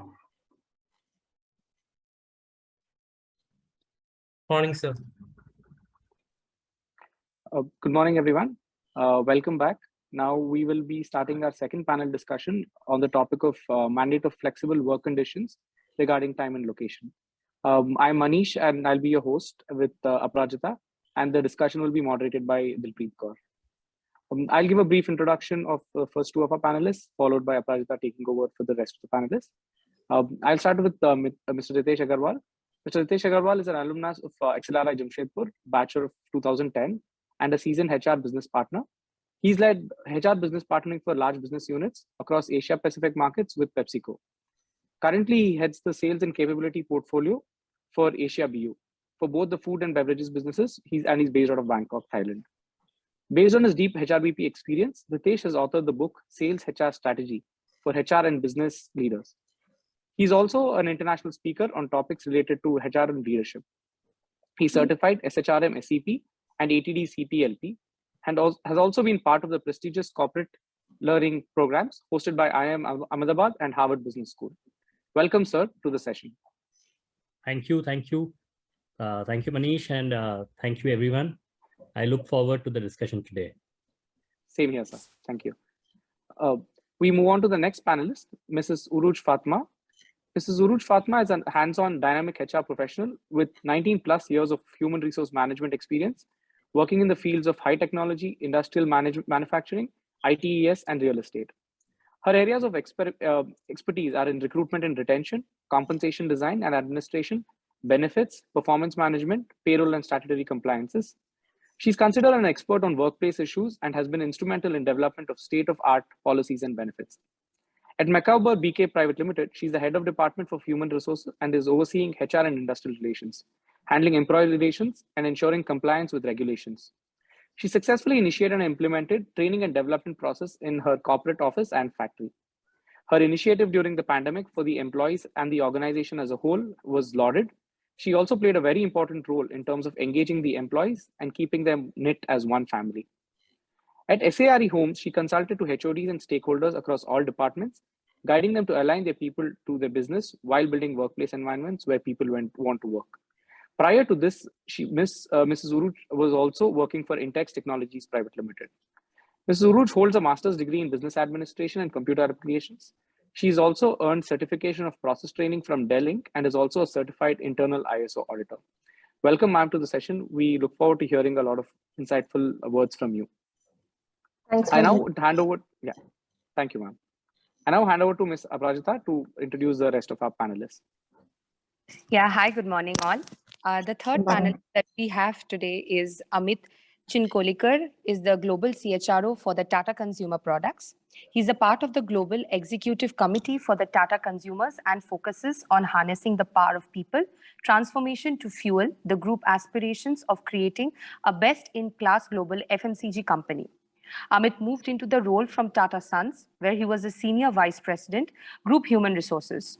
He has been with the Tata Group since 2010, prior to which he has worked with Aditya Birla Group and Mercer Consulting across all HR domains, including mergers and integration, HR strategy, talent, learning, compensation, and business partnership roles. Amit has also worked in several geographies across the world and has lived in India, Singapore, and the US. In his current role, he is also responsible for the key agendas of sustainability and business excellence across Tata Group products. Amit graduated in Statistics and Operations Research and completed his MBA from Symbiosis Institute of Business Management, Pune. He's a theatre enthusiast and quizzing buff with an ongoing interest in aviation and technology. He is also an active advocate of grassroots education in India. We welcome you, sir, to the panel discussion today. Thank you. Privileged to be here and look forward to a wonderful discussion with my very esteemed and distinguished co-panelists. Thank you so much, sir. The fourth panelist we have today is Mr. Satish Rajarantham. With over 24 years of experience, Mr. Satish is a seasoned human resource professional who has held various HR leadership positions across multiple industries. Mr. Satish has continually been at the helm of strategic resourcing, organizational change and management, HR business consulting and agile transformation, as well as leadership and talent management. Mr. Satish is associated with several industry groups and associations such as SHRM, Agile Leadership, Lego Serious Place, PCWM, Six Sigma, ISABs India, and NFNLP, among others, from which he has received certifications marking him as a qualified practitioner. He heads the Global Talent Strategy team for Emphasis and is currently responsible for OD, Build, Buy, Borrow Talent Strategy. In his previous role with Cognizant, Satish was responsible for global banking and financial services, people strategy, aligning HR interventions to business priorities, and functioned as a strategic business advisor in the executive management. Mr. Satish's leadership principles and experiences spans across organizations such as Emphasis, Cognizant, HCL Technologies, and Siemens. He has also been the recipient of awards such as Asia's 100 HR Power Leaders Global Achiever Award in 2022, India Achievers Award 2021, and the Top 100 HR Tech Minds Awards and the HR Excellence Awards from the Government of Rajasthan and Higher Educational and Technical Education, Maharashtra. Outside his experience with HR, Mr. Satish has built a reputation as a TEDx speaker. As an entertainer and an illusionist and mentalist, he has worked over 1,300 performances in association with various corporate houses and international work groups. As part of giving back to the society, is associated with Udavam Karangal, an orphanage at Chennai, as a corporate advisory board member with Chandigarh University. We welcome you, sir, for the panel discussion today. Thank you. So look forward to it. Thank you. Yes. Now I would like to pass over the mic to my colleague, Ms. Dilpreet Kaur, to head from here.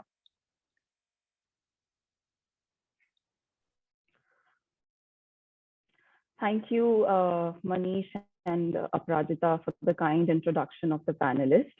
Before we begin in the session, I would just like to introduce myself briefly. My name is Dilpreet, and I'm currently a student at XLRI Jamshedpur, PGDM General Management Batch. I'm a part of the workshop committee here, which helps to, which organizes events for the batch so that they can upskill and reskill themselves in the areas of their interest. Prior to this, I was associated with companies like NASCOM, where I was working as a project manager and an account manager on the India's digital talent initiative called as Future Skills Prime. I'm sure most of you have heard about it. And my latest stint was with Great Learning, where I was working as a program manager for operations and ensuring the smooth and effective delivery of the online learning programs. So we just give me a second, please.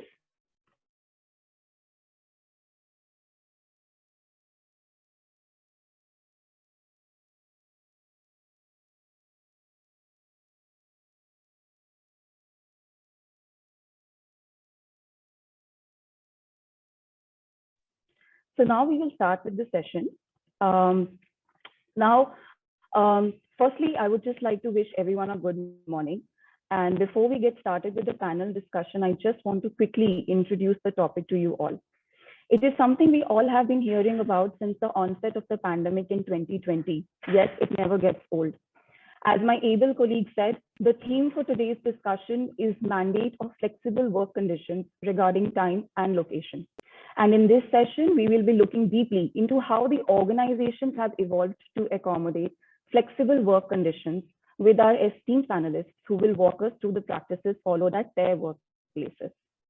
Workplaces have not been the same since the COVID-19 pandemic. Both employers and employees have faced unprecedented struggles to keep businesses in operation, dealing with staff illness, lockdowns, and social and psychological concerns. Due to the constant state of uncertainty, it has become imperative to develop a dynamic workplace that can adapt to a range of situations. Organizations have come to realize that the future of business depends on flexible arrangements. And with increased employee expectations around flexibility, the remote and/or hybrid working style is more likely to become the new standard. These are my 2 cents. Now, let's hear from the stalwarts themselves, their views on the topic, post which I will take up some thought-provoking questions with them. So we will start with Ms. Uruj Fatima. Ms. Fatima, over to you. Please enlighten us with your views on the topic. Thanks, Dilpreet, for giving me the go-ahead for this particular topic. And yes, this has been actually become quite a bit of a concern area for most of the organizations. And I don't think we can have a universal mandate, saying that, all the organizations can either work from home or they can, do a remote working. I think we need to come at a more evolved way of working. There are various sectors, as we know. There's a power sector, there is education sector, there is the IT sector, there were various sectors. So I think each sector comes with its own, dynamics, and they need to adapt accordingly. So let's say somebody working in the IT sector or an IT organization can easily work from home. However, if I do a comparison with a company like ours, which is Macover BK, and Macover BK basically is into ash handling and coal handling projects, which directly caters to the power segment, and which is nothing but the essential services sector. So wherein I have, we have got multiple project locations, site locations, operation maintenance locations. So is it possible to do a work from home or a remote working? I don't think that's possible because the work is actually physically happening at the site itself. Yes, to a certain extent, if we compare it with our corporate office, where we have the think tanks and the business functions aligned, these could, partially work from home, which was an option and which exercise is an option during the lockdown times. However, when it came to our factories, where we have the shop floor, we have the fabrication units or the assembly units, this was practically not possible. And also given the same scenario for the project locations or site locations, I don't think that was also a possibility. But when it came to our corporate function, yes, we did exercise this option to a certain extent. And I think this is a new normal for all of us. We are facing this pandemic for the first time in a lifetime. So we're all trying to basically adjust to this particular working scenario. And the ultimate aim is to basically somehow create a balance between this pandemic time. We know it's here to stay for some time. And how do we at the same time, achieve the business goals? That also has to keep running at the same time. So I think this particular lockdown era has kind of conditioned our mindset in a certain way that we might have to look at a hybrid working model, if not a completely work from home or a completely work from office, maybe we're looking at a hybrid kind of a working model. However, I think that this would kind of, be different from one sector or from one company to another company, depending upon the kind of, the manpower that they have. Because given the kind of conditions we are in right now, I think something as a hybrid model seems to be a more feasible option. Right, ma'am. Actually, it becomes very important to then understand the challenges which organizations which actually require their employees to be physically present. I think the challenges there are humongous as compared to the IT sector, where you rightly said that you can practically work from anywhere. So with that, I would like to hand over the mic to Mr. Ritesh Agarwal. Sir, over to you. What do you think? Thank you, Dilpreet. It's an absolute honor to be here today amongst all of you. I distinctly remember 12 years back, I was on the other side of the table, and I was the one who was absorbing all these things. The only difference was it was all the programs like this used to happen physically in the auditoriums of XLRI, right? And now, when we look at it, I think we have close to 140, 150 team members here. And we are all joining in terms of remote, and this speaks a lot about how the things have changed over a period of time, right? Now, I had the privilege of working in several factories of PepsiCo, both in the beverages factory and the foods factory. Now, why I'm saying this now is because at that point in time, the mandate was on the working conditions regarding time and location as specified in the ID Act and the Factories Act, right? And from those times, and they still exist, but when I got to know about this topic, it talks about mandate of flexible working conditions regarding time and location. So we have moved a long distance in terms of the discussions, in terms of the ways of working, in which we had a very particular working hours for our factory team, right? I was part of the transition within the PepsiCo team where we transitioned the entire labor force from a 12-hour shift to a 8-hour shift, because that was the mandate around the time and the duration of work at that point in time. I'm talking about some, early 2000s, early 2010, 2012s, right? And then now we are here when we are talking about a 4-day week, right? So there has been a lot of, transition between then and now. And that's where, it comes back to us, in a factory, there was also a mandate of location. Factory areas which are hazardous had to be separated from non-hazardous area. A boiler where, boiler area which is there need to ensure safety of the workmen who were supposed to work there, right? Now, that was a thing which was specified as per the rules and as per the acts by the Indian government, right? From there, now in the recent August speech by Prime Minister Modi, he mentioned that there is a need of in flexible workplaces, the building of the work from home ecosystem and flexible work hours. So the discussion around the flexibility around time and location, it is picking up pace. And enough and more has been spoken about the COVID era, which had forced us to embrace this idea. But let me give a couple of examples where this thing about flexibility of time and location holds, whether we like it or not. And let me start by giving an example of space. Recently, just last month on September 26th, there was a mission by Mars which is called the DART mission, in which they had tried to change the asteroid's motion in space just to experiment whether in future, if we have any risk of an asteroid coming towards the trajectory of Earth, can we successfully change the trajectory of that asteroid. And they were quite successful in this mission. And this happened just very last month. Then in 18th February 2021, we are all aware of the Mars mission, when a rover and a drone was successfully touched down on the surface of the Mars, right? These are all examples of how, while we couldn't physically be present in those areas, because of course it's very, the conditions are not that great, and you know, it is very expensive also to have a human on the Mars at this point in time. Right. So even in areas like space, we have seen that we are able to remotely execute things in a way which can lead to the desired results. Now, let me give you another good example of what I think about you know, how remote working is important. Let me give you an example around healthcare. If you see, in September 2019, Dr. Tejas Patel in Ahmedabad, he conducted the first ever remote heart surgery successfully, using the robotic procedure. Now, the robotic procedure is quite a common procedure nowadays, but the difference between this one and all the other ones where the patient was actually physically present 20 miles away, right? So in matters of space and in matters of healthcare, we have been able to successfully prove that how flexibility of work and location and physical presence, you know, can be worked out. Now, if we talk about life and death situation, I think in normal business situation, this is something which we can embrace very, very easily. Having said it, let's also look at the fact that the context is important. Working in an FMCG industry, I know that, you know, we cannot manufacture our products if our workmen or if our plant factory team doesn't physically go to the factory.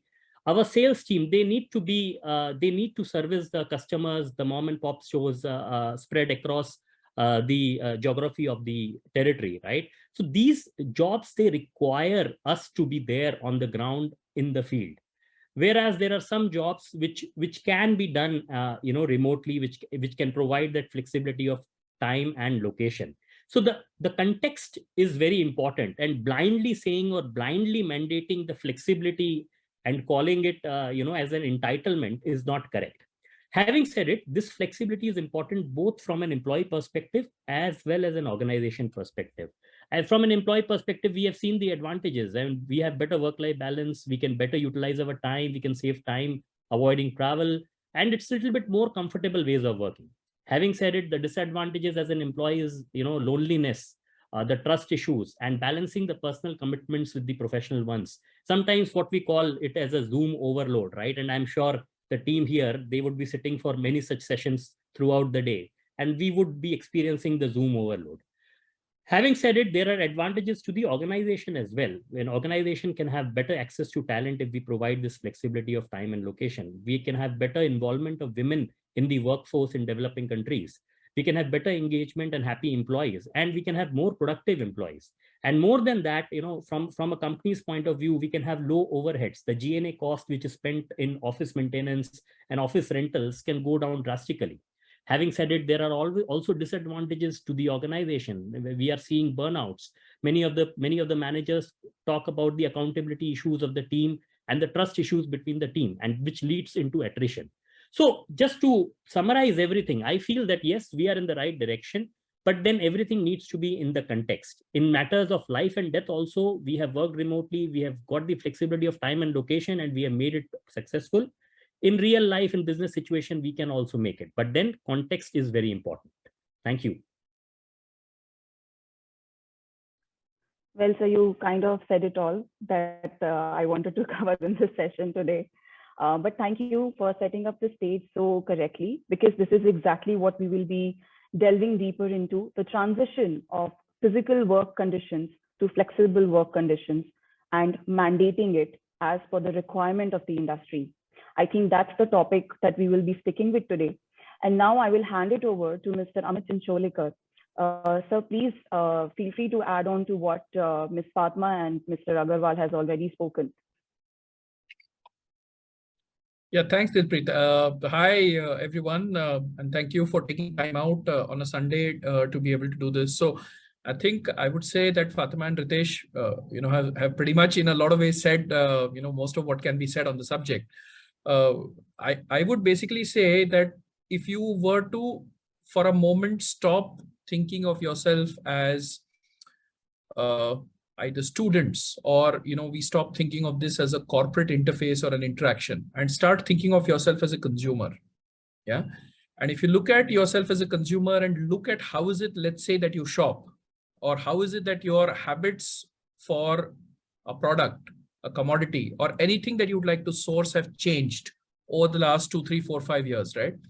What you'll find is that the advent of being able to have access to a product or a service from anywhere, yeah, is something that has changed dramatically in the last few years, right? I mean, if you look at the the advent of being able to either book a hotel, or just book a cab, or just order a packet of your favorite chips. And I can say that safely because that's a space that we are not in, but I know Ritesh is in, so therefore and chips is everyone's favorite, in a lot of ways. So what has happened is life has changed in a lot of ways if you start thinking of yourself as a consumer.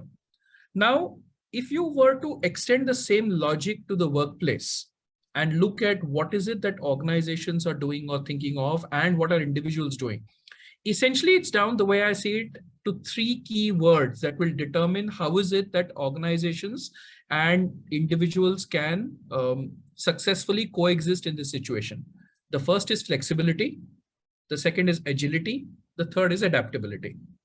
And each of these, actually, what's happened is, over a period of time, the employer-employee relationship, in a lot of ways, prior to the last couple of years, used to largely be employer-driven, right? I mean, it used to pretty much come from, unidirectional in some ways.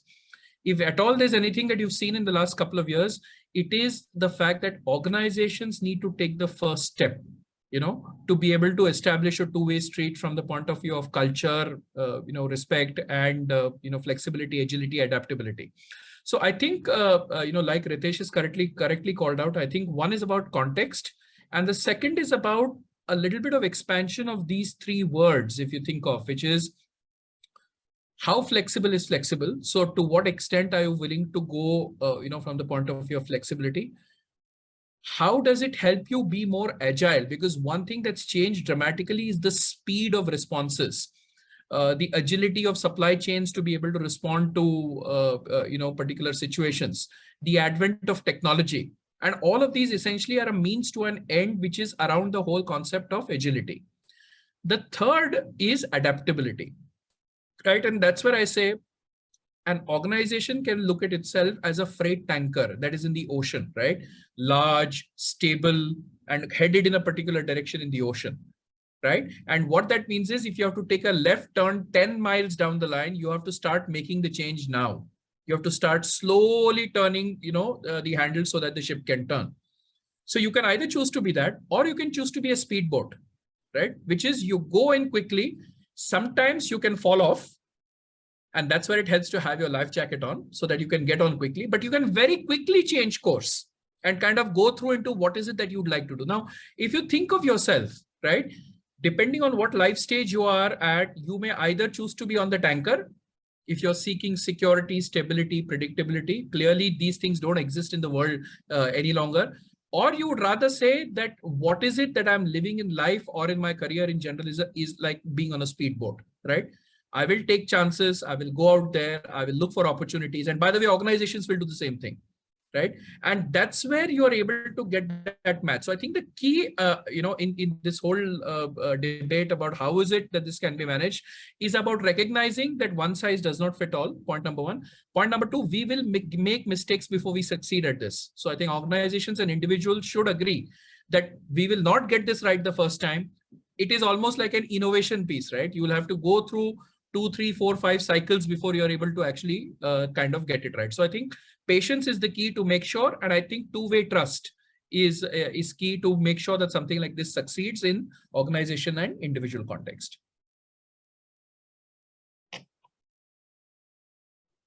Thank you, sir. Thank you for the interesting take. Context is important. One size does not fit all, and making mistakes, innovating is not you will not be able to innovate in the first instance. you will have to keep patience, and it is a two-way street. These are some of the points that I could pick up from your discussion. Now, before we go deeper into it, would like to hear from Mr. Rajaratnam for his opening remarks, and then we will proceed with the Q&A session.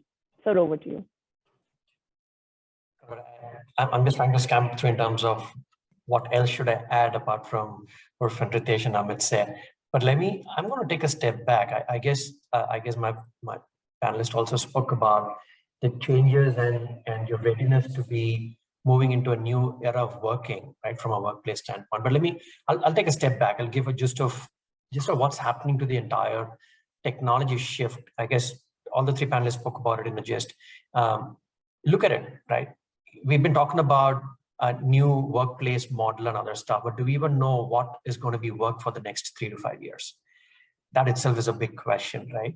All of us in our different, the four of us in our different industry that we represent from, for us, the work has itself changed significantly. The way we deliver is what we're talking, that's a topic, but the work in itself has changed, right? I think Amit, you spoke about it to a large extent. Whether it's chips to a mobile phone to even buying a car these days or reality segment that's coming in, forget that. As critical as doctors doing surgeries virtually, right?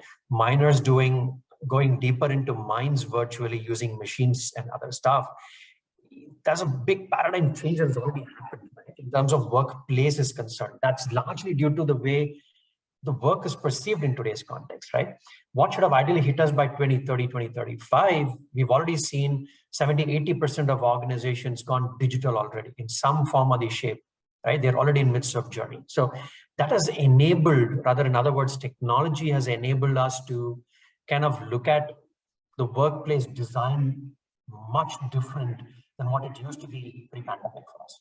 And so that's the trigger, and that's the trigger where all of us are here for. You have the 150 people, plus 4 of us talking about what's going to change, right? Perspective. But having said that, what's going to be the work, right? There are forecasts, if not predictions or research that's done.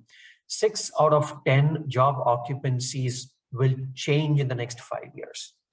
So today, let's pick one example. If I'm doing recruitment, or the 4 of us are doing recruitment the way that we are, tomorrow for all that you may know, you will have a intelligent NLP-based bot doing your recruitment. The avatars coming in and doing the interviews on your behalf, doing screening much faster than what we are doing right now.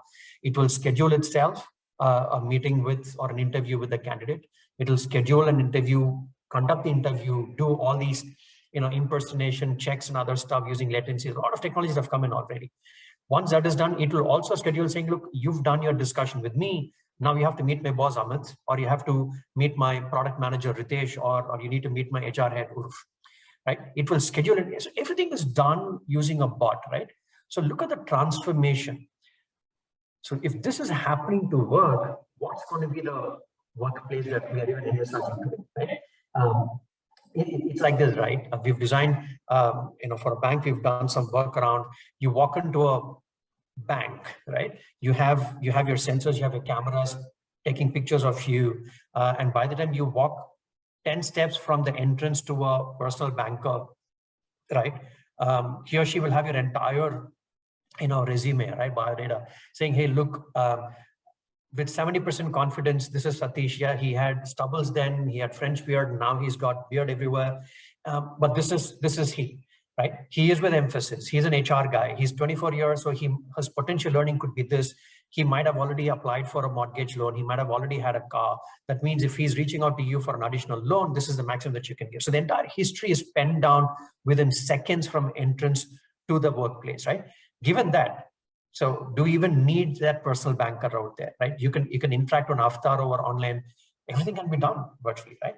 So that's the dynamics that are changing. So like I said, getting back, 6 out of 10 occupancies that you're talking about today are automatable, which is already in the process, by the way, right? So what's going to happen? Is jobs going to go? Which is not to be the case. I think in India, close to about 30 to 38 million job occupancies will be shifted. Right, that's a significant one. One very anecdotal example is we've already heard about autonomous cars coming in. right? If autonomous cars are going to be a reality in the next 1, 2, 3 years, what's going to happen to all the cabbies that are there driving those cars right now? How are we going to cross-skill, reskill, and put them on? What's going to be the workplace scenario for them, right? They would have a group, they would have some area where they go chit-chat and capture and they drive and all of the stuff. So what's going to happen to them? Yeah. So the reason why I'm bringing these pointers is there's a significant shift. I think Ritesh, you spoke about it, and to an extent as well. The skill set for the newer generation workforce has also shifted significantly, right? Amit spoke about it very well, right? It's no more individual scenario. Yeah, it's not going to be like, hey, I'm an HR guy, so I will come here and I'll do the job that I'm expected to do, which is not to be the case. The workplace has changed so much so that everything is cohort driven, or everything is collaboratively done in an organization today. Whether it's a white collar job or even a blue collar job, everything that we're talking about is a group of people coming together for a common cause. That means the skill set for the next gen workforce has also shifted. It is all about not individual skill set, but it is about collective wisdom. In the IT world, we call it Scrum teams or Agile teams. I think one of us spoke about that as well, right? People come in for a cause, 8 to 10 of them come in with different skill set into one group. They resolve a customer problem.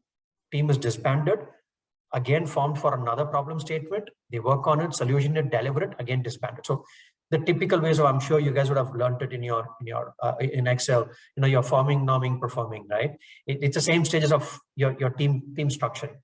So that is prevalent every walk of life, the way that you're looking at. So all of these are adding significantly to the workplace that you're talking about, right? In the current trend, guys, mind you, like I said, 6 out of 10 occupancies will change or displaced in terms of number, in terms of absolute number. We're looking at anywhere between 350 to 400 million jobs, which is huge globally, right? But having said that, in India, like I said, about anywhere between 10 to 30, 35 million is what is estimated. But the good news is by 2025 or by 2026, the prediction is that we would get about 56.8 million value-added jobs. So we will not be doing recruitment screening to a large extent, but we will be doing evaluation of all those impersonation cases or taking decisions done by bots to a large extent. That needs human intervention. Yeah, decisions eventually cannot be done by bot unless the algorithms are so tight and strong and rigid. But there again, let's assume Dilpreet, you've taken a break in between 2 jobs, right? The bot will clearly say there is a gap, so I'm going to reject this candidate. But that is where human intelligence comes into the picture. It sees the overall picture and take a decision around it, right? So technology is transforming, and hence Ritesh spoke about it. Your ID, your Factories Act, your industrial relations is changing significantly. Your job quality or skill competency is changing significantly. Your social environment, your protection is changing significantly. In other words, which is what HR is now grappling our minds with, the wage inequalities has shifted significantly. Whether you work from home or outside, people still demand the same wage, right? Yeah, it's easy for us to go back and say, look, we're not asking you to travel 1 hour of work. If you're in Bangalore, 2 hours one side. If you're in Chennai, 45 minutes one side to your work and back. So you're saving your time, effort, gasoline and everything. But in spite of that, the wage bill is only increasing significantly everywhere, right? So how do you beat all those? So these are a few other parameters to add on to what Ritesh and Amit spoke about, workplace culture, right? With just another 5-10 seconds, I think the previous session spoke very well about data, what's going to be data lake and data mine and so on and so forth. I guess that's the key to decide what the 4 of us are alluding to here in terms of workplace, right? What's going to be the new age workplace reality? Do we have data to substantiate that? We talk about sustainability. Are we burning out CO2 so much so by burning air conditions? We used to, but not anymore. That means your O2 is much safer right now, at least in the last 1.5 to 2 years. It's not burnt out as much. A big hole is not burnt out, right? Your flexible work models, I think all the 3 of us touch base on that. Are we going to do 4-day, 3-day? Are we going to do virtual? Are we going to do hybrid? We in our organization, we talk about work from anywhere but collaborated office. Should that be a customer visit? Should that be a sprint deliverable coming in, collaborated office, but you work from anywhere? that is perfectly fine for us, right? Your entire data piece that we just spoke about in designing your workplace, right? We used to have cubicles next to each other, but pandemic, we said, look, there has to be some distance between one another. How are things going to change? If that's going to change, your reality resizing is going to happen. Your reshaping has to happen. If that's going to be the new normal, right? If that happens, that means your environment around it, the number of housekeeping staff, the number of cabs that's flying in, right? You can't squeeze in 4 people in a cab anymore. It has to be only 2 or 3. So the number of cabs will go up, the number of emissions will go up. So look at the data that alludes to, right? With all of these environmental changes when you start calling people back into office. So that's very, very critical, right? So 1, the work has shifted. 2, the workforce itself is shifting in terms of skill and competency. Not to forget, the new normal of rise of East, right? People are shifting towards Asia Pacific because the number of job opportunities is going up significantly. That's another 2-day conclave to have anyway. I'll park it out for now. But these are transforming the workplace that we are even talking about today, right? So that's just my extended 1 minute of my slot. But so that's something that we would like to deep dive on. Thank you, sir. Technology has enabled flexibility in the workplaces. However, as you rightly mentioned, it is also taking up jobs. The skill sets required by the employees are also shifting drastically. We also need to be tech savvy, as we are learning in our MBA course right now. So while it has enabled flexibility, it has also taken up some, it also needs to be humanized, is what I could take away from this. And of course, how we accommodate the flexibility in an organization is something that I would like to start with now by asking Mr. Chincholekar on the similar lines. Sir, as you know, due to the pandemic, most of the companies followed work from home, and almost all the employees are now habituated to the same. As COVID intensity has now reduced and many companies want to bring back their employees, how do you think the company should innovate new strategies so as to achieve this? Because we have seen some concerns where employees are showing reluctance to work from office, similar to what Mr. Rajaratnam was mentioning earlier.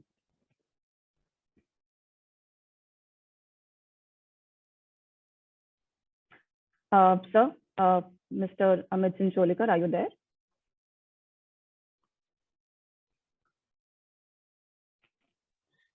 Okay, looks like some connectivity issues. Yeah, looks like some connectivity issues at his end.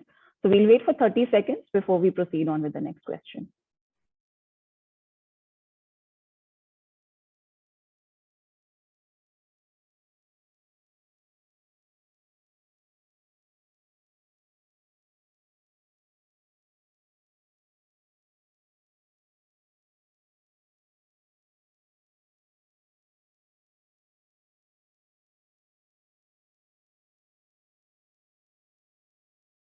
I guess the learning is, when we talk about flexibility of work and location, we also need patience.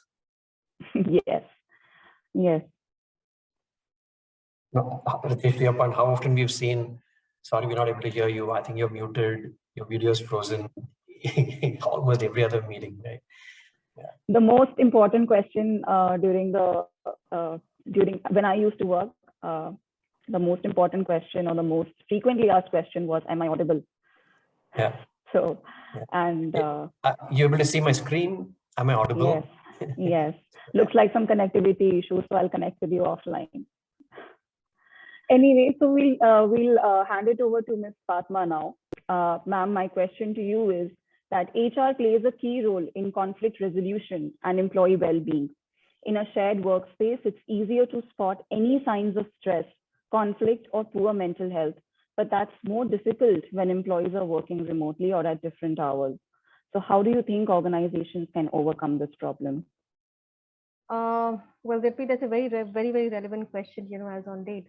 That when we are working remotely or from different locations, we are not physically interacting with each other, right? When we're in the office, we're able to see each other, we're able to talk to each other, walk the talk, and we're able to figure out if somebody is undergoing a stressful condition, and we might just walk up to that particular person's workstation and say, hey, what's the problem? Let's just go out for a quick walk and have a quick chat, and we're able to resolve the issue largely, probably then and there. And if it requires a little more intervention, then maybe we'll go back to their concerned BU heads or to the managers, and we try sorting it out.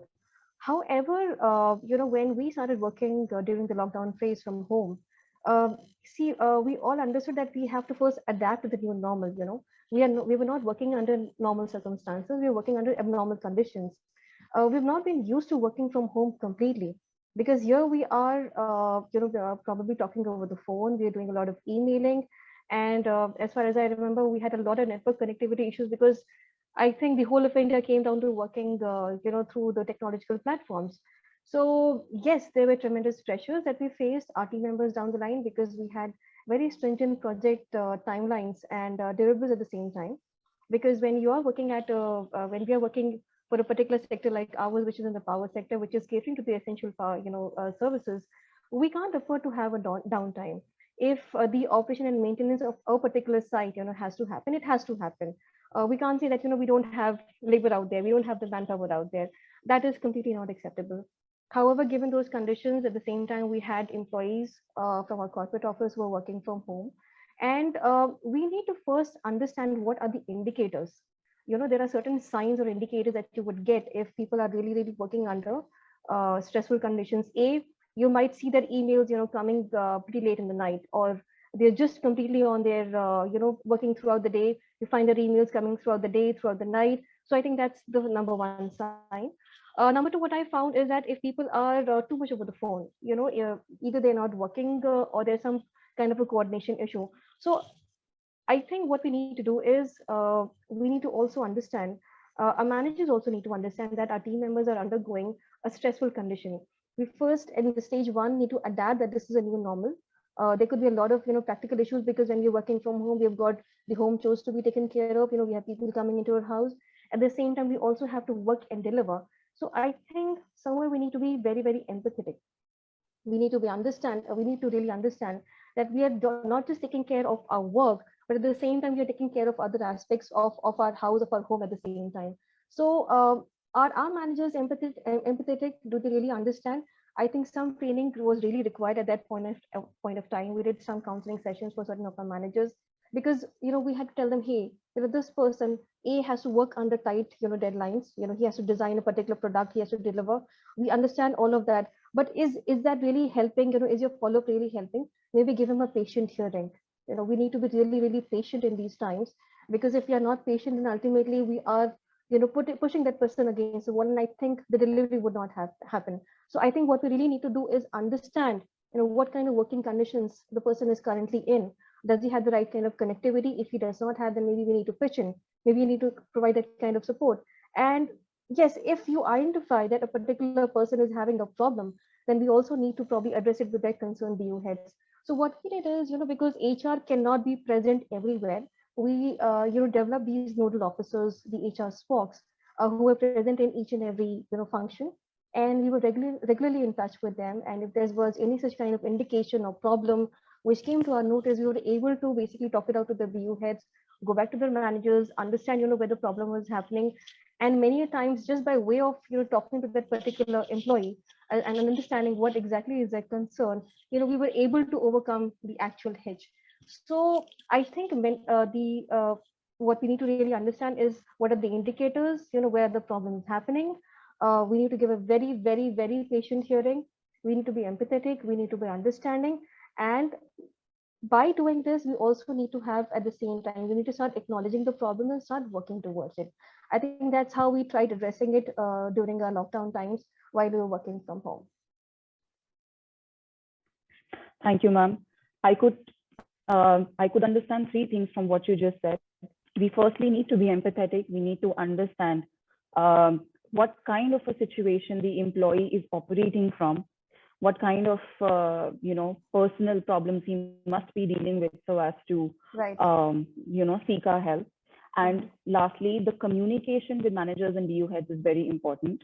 And I think that goes a long way in understanding the challenges faced by the employee and resolving the conflicts that they must be facing. Actually, when Now, we talk about communication, it's more about supportive communication. We don't have to yes, do over communication also. We don't have to do under communication also. We have to be, in the form of a supportive communication mode. right, just the right amount. Right. Now I will hand over the stage to Mr. Satish Rajaratnam. So how do you think an organization benefits in terms of its employees' improved efficiency and productivity under a flexible working policy? And this is coming from the point which Mr. Ritesh Agarwal mentioned during his opening statement, that one of the advantages of flexibility is that it has led to improved productivity in the organization. So please let us know that how exactly the organizations have benefited. That's a great question, right? It's two sides to it. One, monetarily, yes, there ought to be some changes done the way that we've structured our ATC, CTC, whatever we want to call them as.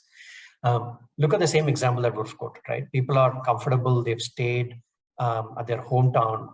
The expense out that they used to have if they were to be in a tier 1, tier 2 city working in a concrete jungle or in an IT space, for example, right? And the spend that they would have been through if they were to be commuting to office and back, or if they were to have a school, college or parental care in the prime of tier 1, tier 2 city that you're talking about. Now, those are all brought down. I'm not saying negated, but those are all brought down to a large extent because they're all a single family, they're all in their native place. For example, not all have moved to native, but I'm just saying that's my way of looking at it.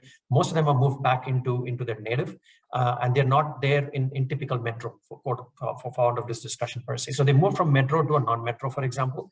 So they save some bit of it, right? So in terms of monetary benefits, how do we attract them differently? Are we going to kind of restructure the way we're looking at? For example, if you work from office, your allowance is going to go higher by say X%, right? 3 out of 5 days you show up to work, you get your allowance done, your office allowance done, for example, right? We will extend your commute, for example. Right? So are we structuring the compensation to adequately compensate, right, when they move back? Because that's something that most of them would look forward to. Because I'm not going to run into capitation fee in school, college again anymore, or I'm not going to pay up, higher rental values for the towers that we used to stay in tier 1, tier 2 cities. I'm going to incur that cost if I want to come back. Look at my parental cover. I need to have my dependents. I need to get them along with me, right? So as much expense goes up, because all the savings that I've done in the last 2.5 years, that's where people are comfortable with at this point in time. And like I said, if technology is going to enable a very safe and secure ways of working from where they are today, why do we push them hard to come back and work in the metro? But on the other side, if you look at it from an organization prerogative, I think that's what we spoke about, and Ritesh to a large extent, right? If you look at most of the industries or factories, or even if you look at IT firms where customers are making sure that, hey, look, we can't extend any more VDIs, we can't extend any more virtual environment for you. Please come into a thin client that we have in our offices. And that's more secure in terms of tunneling. It also has to do with all the GDPR, Sarbanes-Oxley, and all other compliance perspective. Data, like I said, is very, very essential. So they don't want data to float around, their customers' data to float around when employees work very, very remotely. So this is from an organization perspective. The second perspective from org is that, yes, we've spoken about remote working, we've spoken about Scrum teams or distributed agile teams. You can put name and any English to it. But is the productivity significantly gone up? Is something we need to ask a question.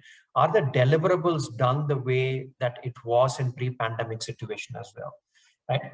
Again, I'm not swinging has to be and not has to be. I'm only saying these are factors that has to get in before deciding, like what Ritesh said, should I even call them back to office? Or if I decide to call them back to office, should I call only X amount of people doing this specific project, which are client-centric and network-centric, for example, and security and compliance, and not call others who are not complying, who may not be or should not be compliant to any of these? I can still live away with it, right? So it has to be an informed decision that we are talking about, right? That's very, very critical.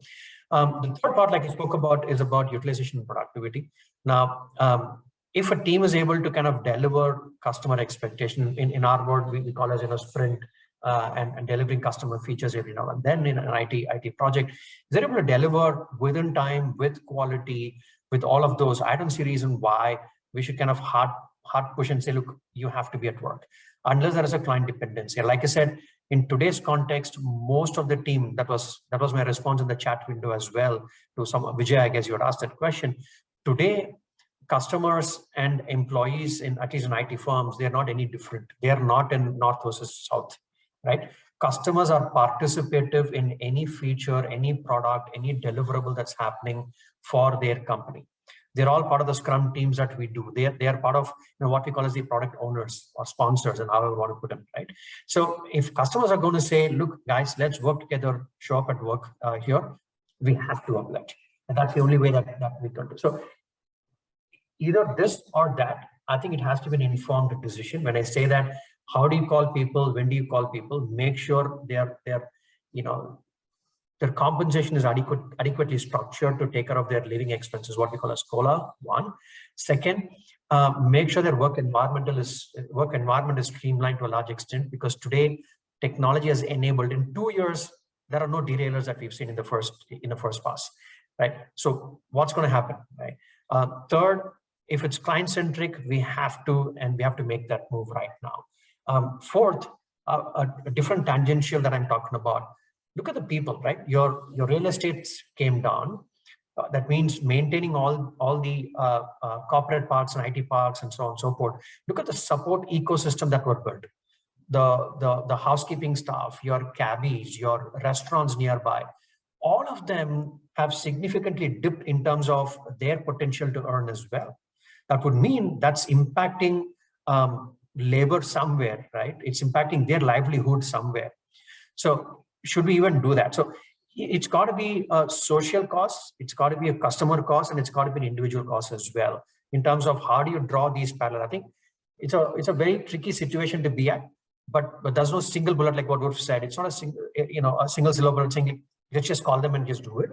But make sure all three aspects are met: your social, your individual, and your customer perspective. And if all three are met, the intersection of the crowd is where we're going to pull them and say, guys, let's just do it, and the rest can be in phased out manner over a period of time. That's my personal view. Sure, sir.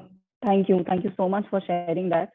I will now go on to Mr. Chincholikar.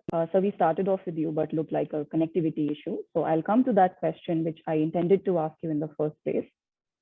Due to the pandemic, as you know, most of the companies followed work from home, and almost all the employees got habituated to the same. I think there were very few people who would say that they want to go back to office, actually. And I was one of those few people, by the way.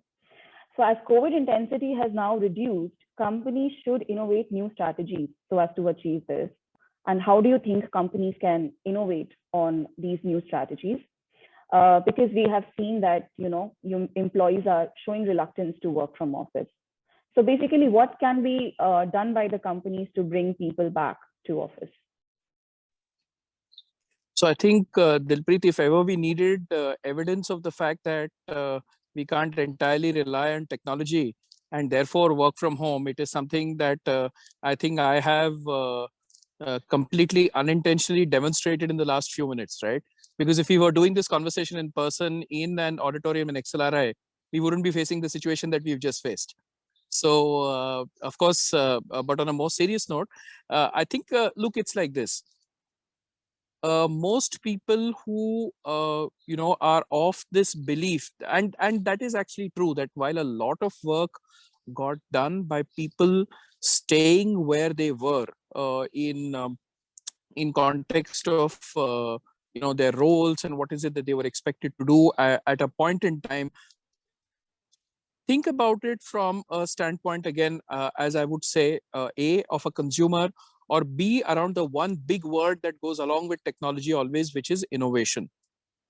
So let's take an example, and maybe I'll just talk about a new launch that let's say Tata Consumer has done, which is around plant-based protein, which is it's an alternative to meat. and a plant-based, protein product that we've just launched. Now, for a launch of something like this, which is really in some ways breakthrough innovation as far as the company is concerned, think about what all it involves, right? It involves about someone thinking of the idea, researching about whether something like this makes sense. Then there is a supply conversation that needs to happen around saying, if we decide to do this, is there a supplier who will be able to support us to be able to make sure that the supply availability is met? Then there is someone from the R&D team who needs to think about what is it that the taste should feel like. Yeah, there is somebody from marketing who's thinking about what is consumer preference and taste in some of these things as they are evolving. There is somebody from sales who's then saying, if I were to do a quick feedback from distributors or mom and pop stores or from modern trade stores or from online where people shop, to understand, is there any viability or feasibility of something like this to happen?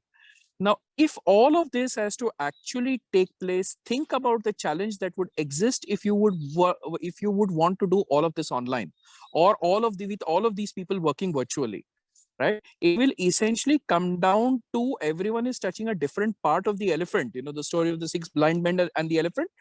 You'll end up in that situation. So while, from a business perspective or from a consumer perspective, if companies believe that technology and innovation have to go hand in hand, and if these two don't exist, then companies will die in a lot of ways.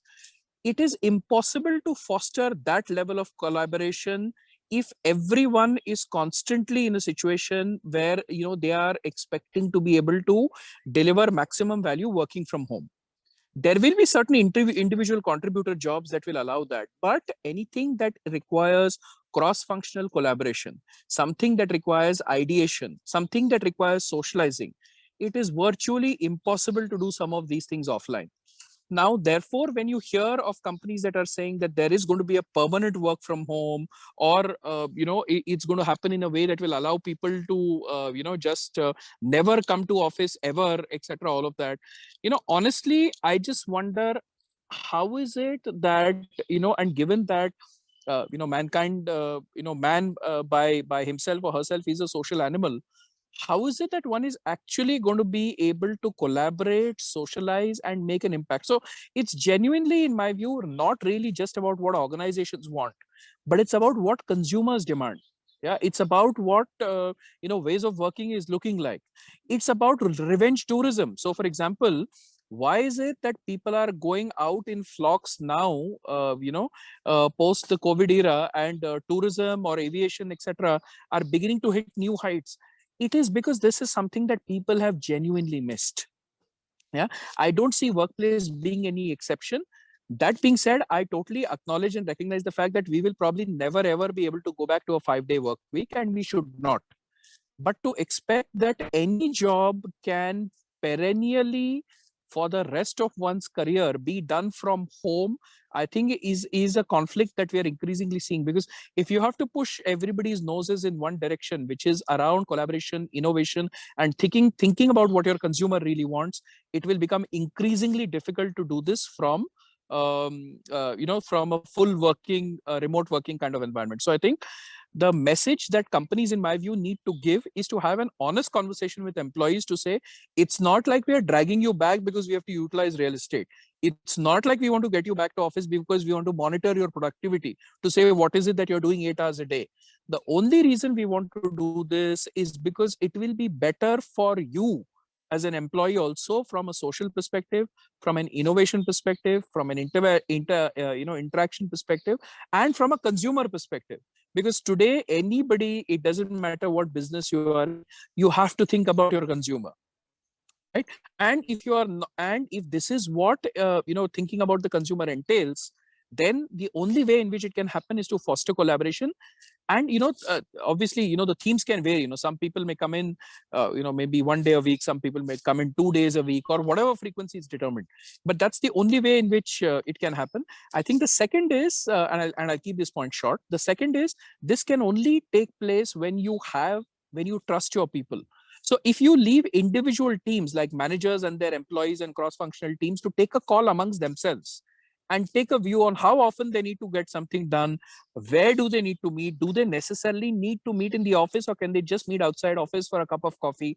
As long as the work gets done, I don't think, sometimes the best thing that the HR function can do is just stay out of the way, right? And allow work to happen the way it is. There is no need to throw policy books at everything. There is no need to monitor people.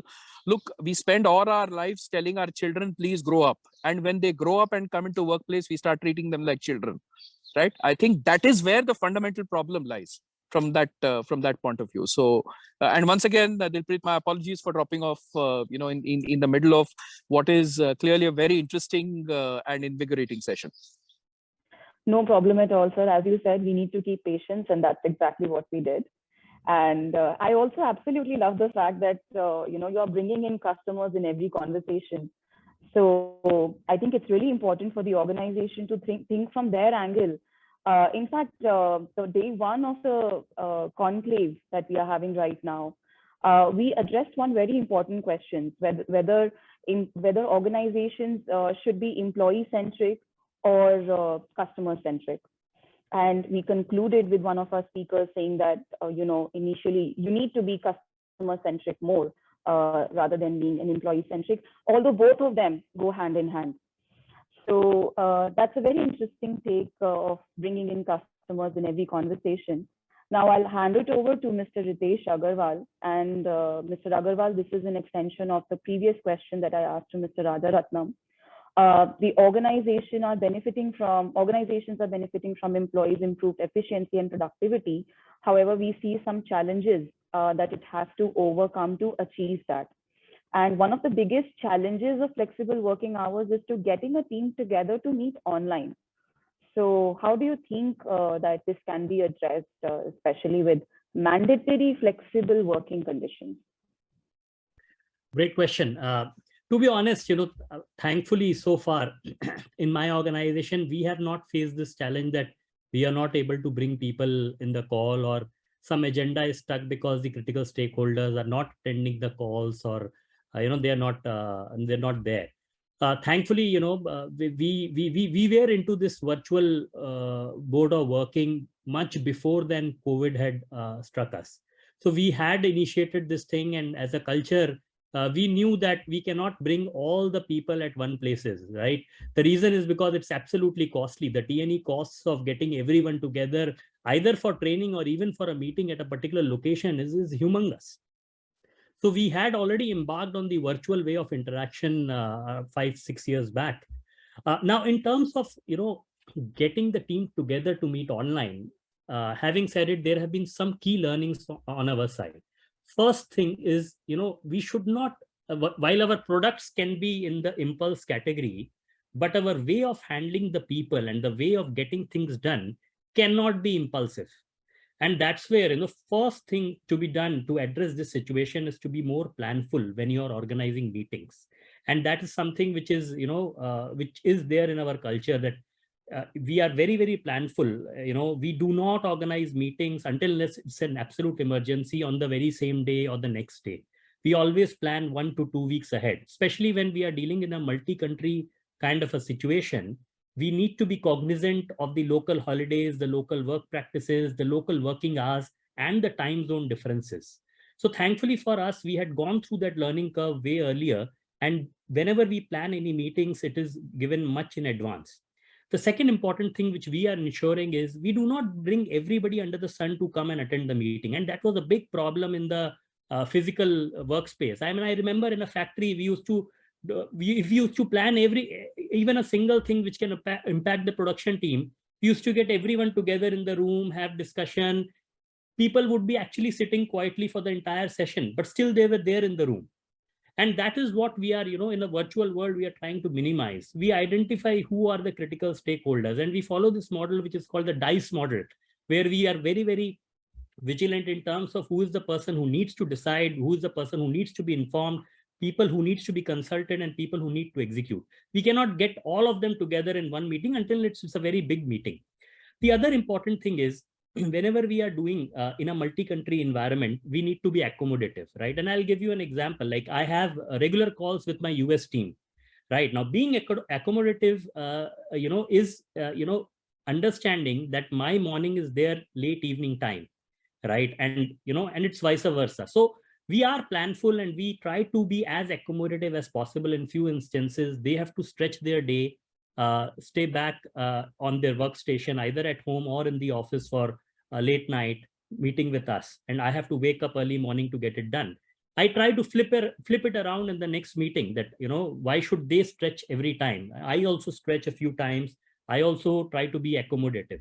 And then the important thing is, sometimes we just keep on expecting miracles from our team. The way of working has changed. Unfortunately, not many organizations have embarked into the phase of continuous learning or continuous training of their teams. We were just thrown into the ocean and we were expecting that we will wade our hands here and there and learn how to swim. But that is not the truth. What we have done as an organization is we have actually trained each and every employee on the tools, on the ways of working, what is the right way of being effective in a virtual meeting. For all our sales leaders, we had done trainings that when they are doing customer meetings virtually, what are the few things they need to, keep in mind. And the white background that you see behind me is nothing but an outcome of those trainings that we have gone through. The other thing which we also ensure is we do not leave out individuals. Sometimes people who are not able to attend meetings, we do a follow-up individual calls with them to apprise them on what has been discussed in the meeting. We are very, very careful in terms of sharing the pre-read to everyone who is supposed to attend the meeting, so that the focus of the meeting is to decide and discuss on the essentials, not on the bigger picture. And then the important thing is also that the way we are interacting virtually, the discussions that we are doing has to be very, very intriguing, and it has to require participation of the team. And that's where, again, the learning comes in, that every 20 minutes we need to have an activity or we need to have a session in which we are asking the remaining people in the team to respond. So it is, a holistic approach we are taking, and not into the thing that we have products in the impulsive category, so we should also be impulsive. It's much more planned to be effective and save time for everyone. But yes, there are instances when we have repeat offenders, people who drop out of the calls, people who drop out of the trainings, people who don't attend the calls because of frivolous reasons. Then appropriate consequence and appropriate actions have to be taken to correct the situation. And we are not shy in doing that. That's a sorry, great point, Ritesh. Dilpreet, can I just add a couple of points to what Ritesh just said, if you don't mind? Yeah, please feel free. Please feel free. No, I think two things that essentially we've also learned, through experiences. One is that very often we tend, earlier our meetings or our conversations of this nature, right, used to typically be 1 hour or 30 minutes. Right. That's typically the way it works. You run psychologically, the clock is either set to 30 minutes or to 1 hour. We've consciously cut down, and we've said that if a meeting is going to take, if you believe that the time required is 1 hour, you must focus on finishing the meeting in 50 minutes or 45 minutes. Similarly, if a meeting if it is to earlier be 30 minutes, then, a meeting should end in 25 minutes. Now, what it does is it allows you a pause from, what we call a Zoom fatigue or, screen fatigue, that just allows someone to stretch their arms, go a little bit, here and there, etc. I've seen that works really well. Point number one. Point number two, we have completely moved away from the concept of meetings which are hybrid, right? So we never have a situation wherein there are 5 people in the office in a room, and then there are 5 people, on a virtual meeting on a call. We found that that's completely counterproductive, because the 5 people in the room then are the ones essentially who are discussing amongst themselves, who are sometimes, muting someone, just because they're having a discussion amongst themselves. It leads to inadvertent exclusion that happens for all the people who are on the call. So we've moved to this model of saying, if a meeting is virtual, it's virtual for everybody. So even if there are people in the office, they will all join in virtually. Or if it's an in-person meeting, then everyone joins in person. Or people join through 2 different conference rooms, right? But we don't do a concept of some people virtual and some people in the same room. So just my 2 cents worth that I thought I'll add to some, very insightful practical points that Ritesh made as well. Thank you. Some great insights from that conversation. Keeping 1 hour meeting to 50 minutes at max, capping it to that so that, you can stretch out a bit and, release the Zoom fatigue, and very structured points which Mr. Ritesh Agarwal mentioned. I will be summing those up towards the end of the session. Now I will again I will again stick to Mr. Ritesh Agarwal. Sir, we are talking about so many challenges in remote working. So what kind of cultural differences come to your mind that you think to exist between the two styles of working in a shared environment versus working remotely? Yeah, a great question. See, my thought here is there were some situations like the lockdowns and all, which forced us to work remotely. Right now that we are coming back to normal, that force, external force, no longer exists. And now when we are talking about the work culture, the essence of work culture is not to have one size fits all. And that is very important. I mean, sometimes when as HR professionals, we are thinking about the culture, and we say that, okay, let's do a couple of initiatives, let's do a couple of training programs for everyone, and that would take care of the culture, that would help us embark on a new culture. But that's not the right thing. The important thing about culture is to understand the entire environment where you are operating in.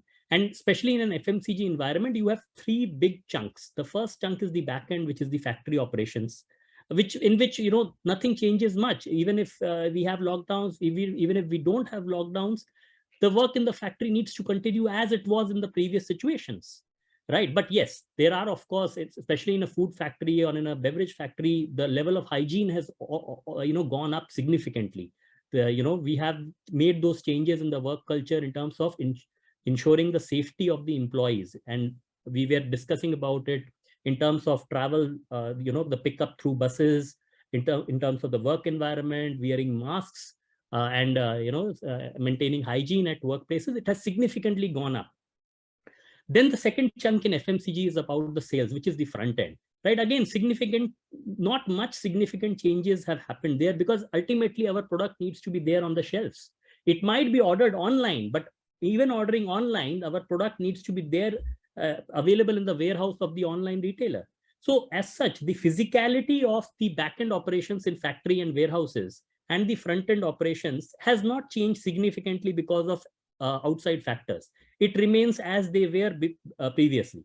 What has changed a little bit is more in terms of the headquarter location, more in terms of the management teams, more in terms of the support teams who were working out of an office location, in which some of the roles, we agreed that some of the roles can be hybrid. Some of the roles can be totally from home, and some of the roles have to be totally from the office.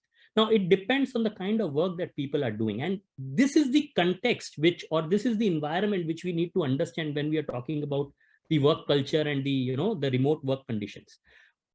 Other significant thing, especially for those employees who work from home, what we have seen is the boundary between the work life and the personal life is no longer existing in the sense that we were having it in the past.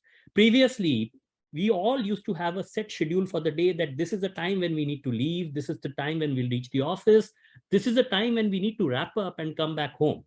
Now that boundary or that routine has entirely gone away. And now Zoom, anybody is accessible 24/7, and especially in a multi-country environment, you have time zones to take care. There are people working in shifts in which you are not working. And every time you cannot say that because it's not in my shift, I will not attend the calls.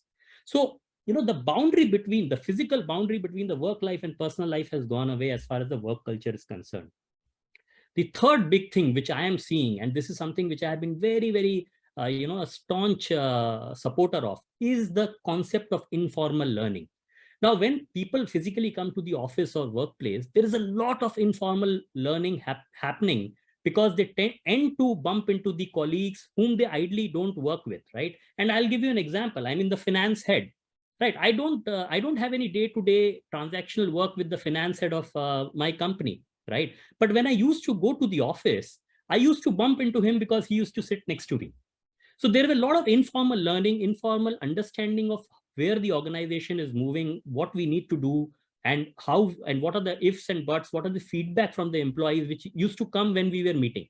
It is very difficult for me to actually set up an informal networking time with the CFO and ask him, okay, tell me what's happening. It is very, and it's very awkward also, right? People don't want a Zoom overdose, and they don't want any calls in which such questions are asked. Okay, tell me, how are you, how are you thinking? What's the informal buzz?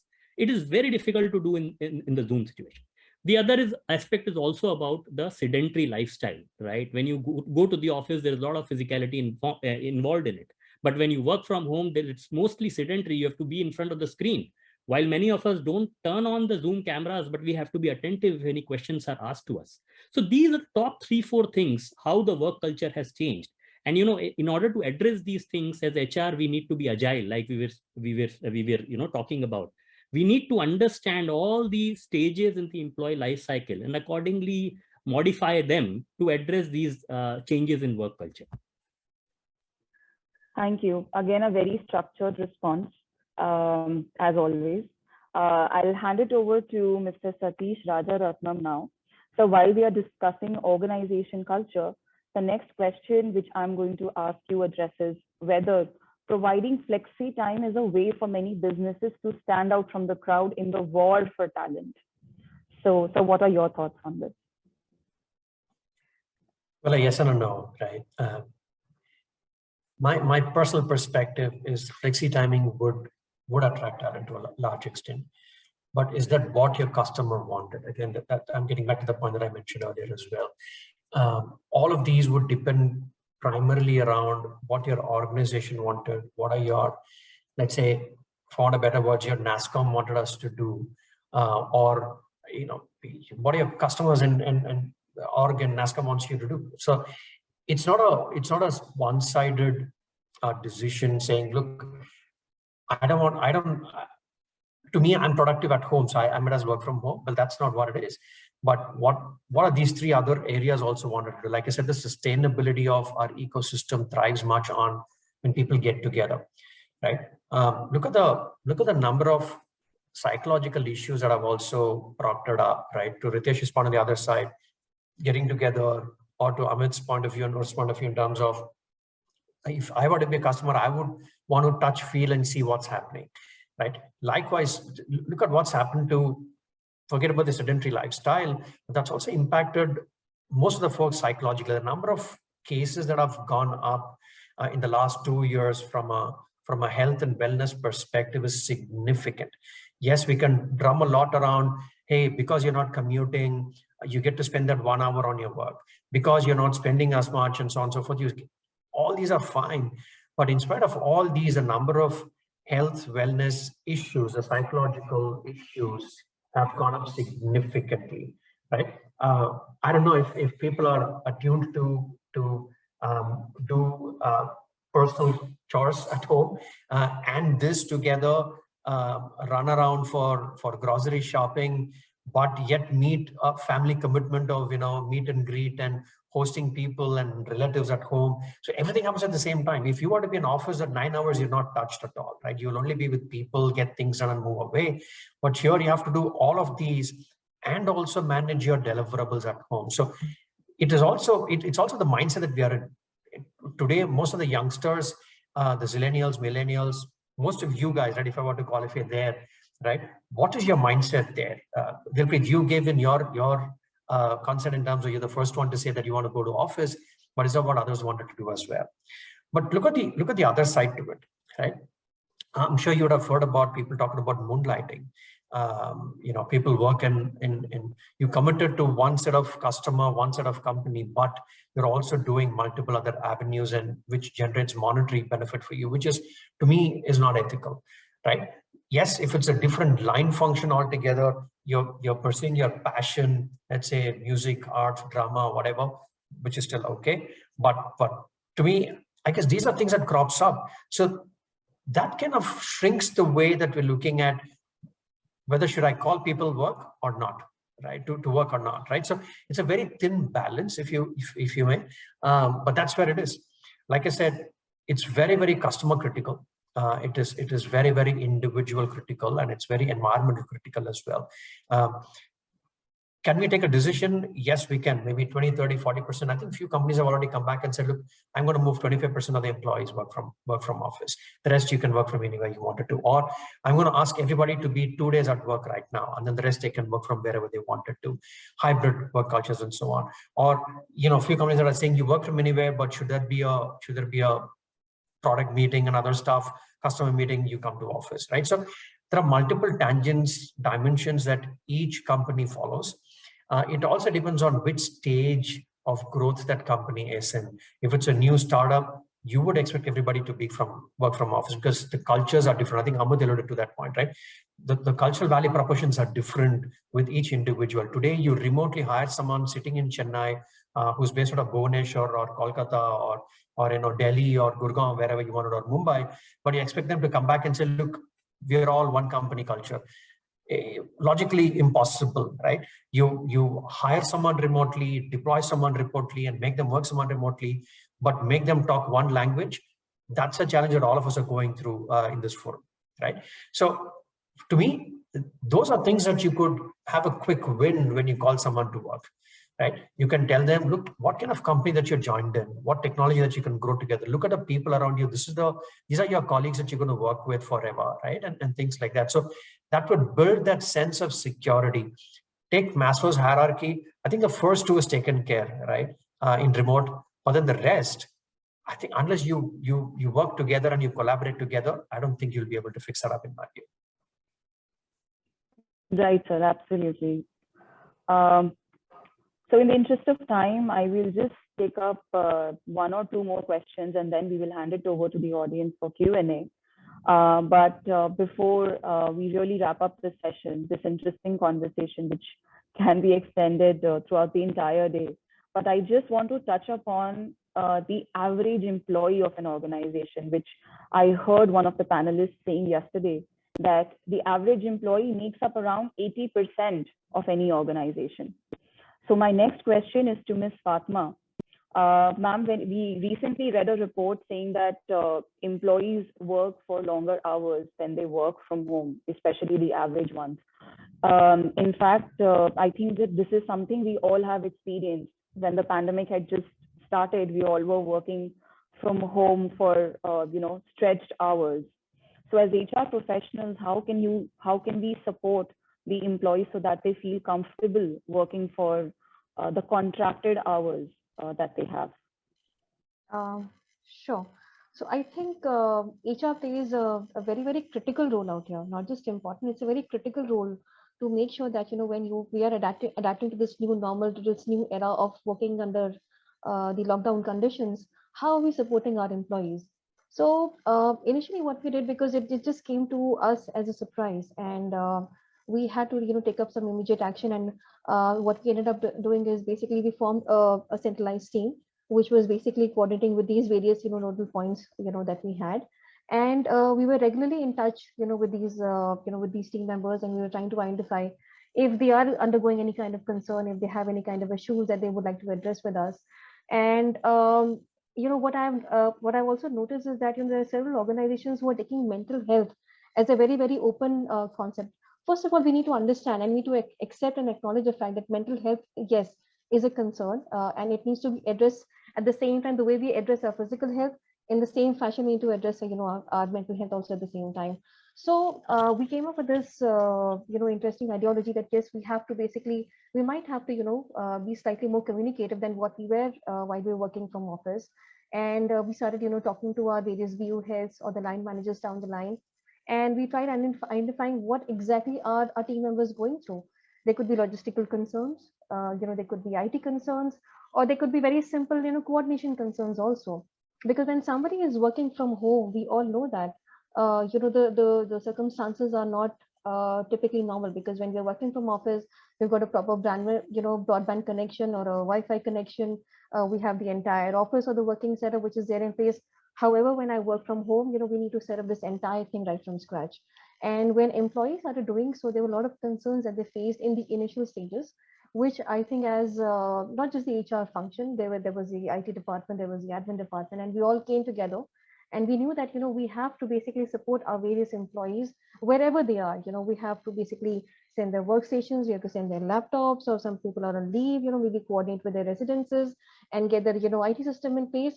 So that's how we tried, supporting our employees down the line. Level 2 came when we had to basically ensure that the productivity levels, kind of match up, because this is the new normal, and again, there's a lot of pressure which is coming from the client side. There's pressure which is coming from the, from the functional head. There's pressure which is coming from the other line managers also. So we said, okay, hey, we need to take a pause. We need to understand what your team members are going through right now. Are they really set up? And if they have the proper setup, are they able to, deliver on time or not? So go back to them, talk to them, again, have a supportive communication. We are not over communicating. We are not getting into too many meetings. We're not doing a lot of online meetings. No, we're not doing that. We're doing the optimal, communication which is required, be it in the form of calls, be it in the form of emails, be it in the form of online meetings, and support them as and when whatever is required. So that's how I think we tried building a culture of inclusivity, wherein we created a lot of HR spokes also at that point of time from within the organization. And till date, we have a similar concept that if there's anything which new needs to be implemented, after we have rejoined our office full in a full-fledged manner, if there's anything which requires in the form of implementation, we go back to our nodal officers, we take their help, and then we get it implemented across our corporate office, whether be it factories, be it site offices, be it O&M site, or be it project sites.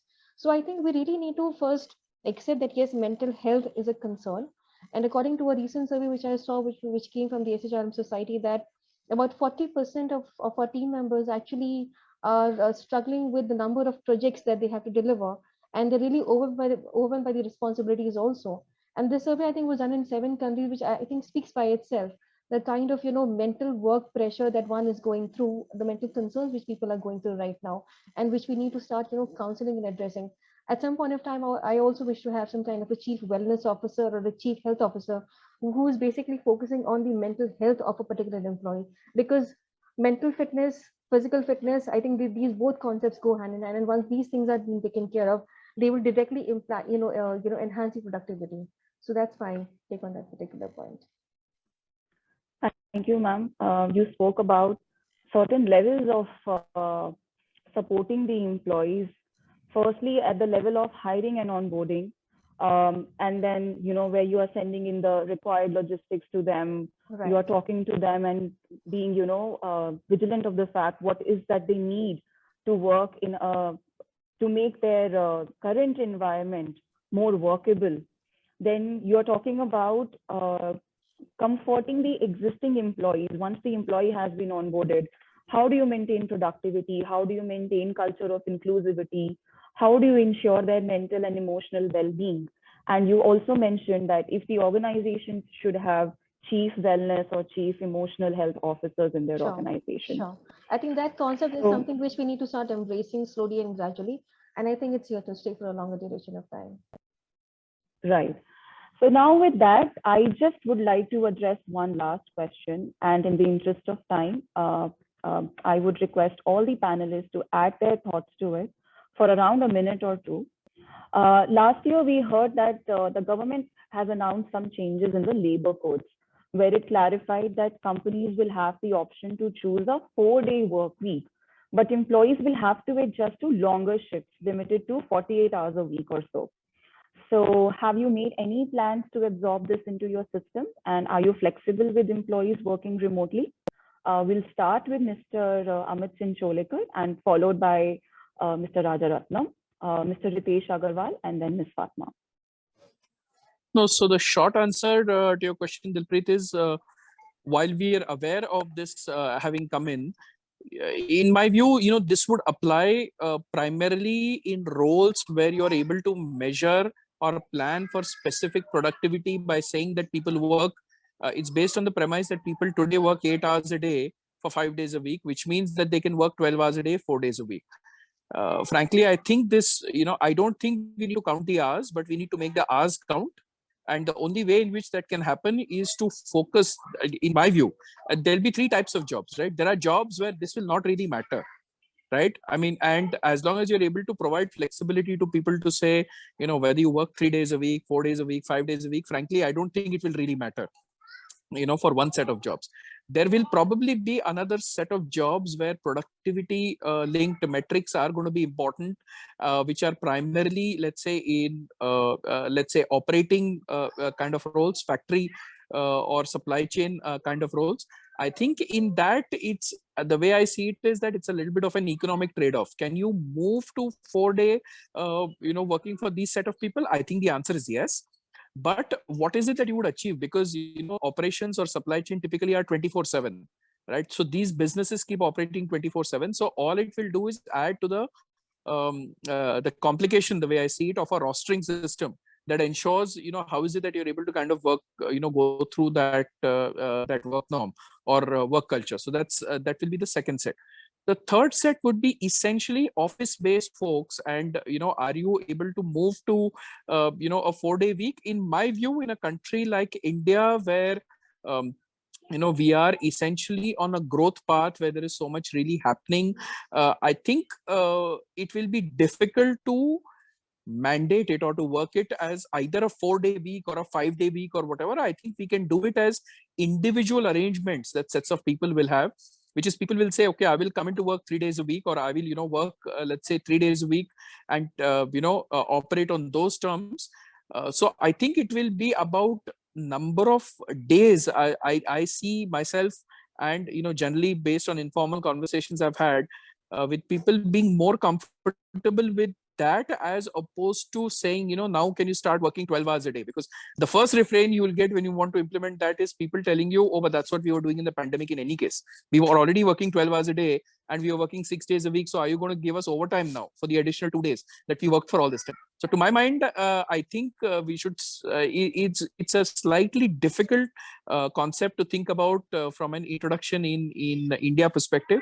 As long as we provide flexibility to people to work wherever they want to work from, and the number of days that they'd like to be gainfully employed, it will probably keep the problem simple rather than complicated, is my view.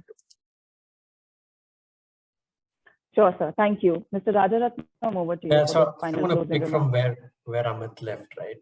On a lighter side, at least given the scenario that most of us are in HR, we're already doing 8 days a week. But that apart, getting into 4 days a week and prescribing, unless there are significant changes, and Ritesh will talk about this in depth from his expertise. Unless there is significant changes to be done from a labor law, ID, Factories Act, and other perspective, it's going to be tight across industries to do this. Right, that is one. IT industry, where I hail from, yes, we can still push for it, and I'm going to just put it very nicely, right? As it is, we're doing as many hours that it should be. But if you're going to mandate that now, it's going to come in as an overrun, OD, and other stuff that's going to come into our picture. But look at it. Like I said in my earlier statement, we've now moved on from an output-driven KPI for an individual-driven to an outcome-driven. So unless the team does it cohesively and run this through, whether they do 12 hours a day or 8 hours a day, 5 days, 6, 7 days, irrespective, as long as the outcome is met for the end user or the customer or the consumer, to me, it's irrespective, right? It's got to be flexible. That way is what I'm looking at.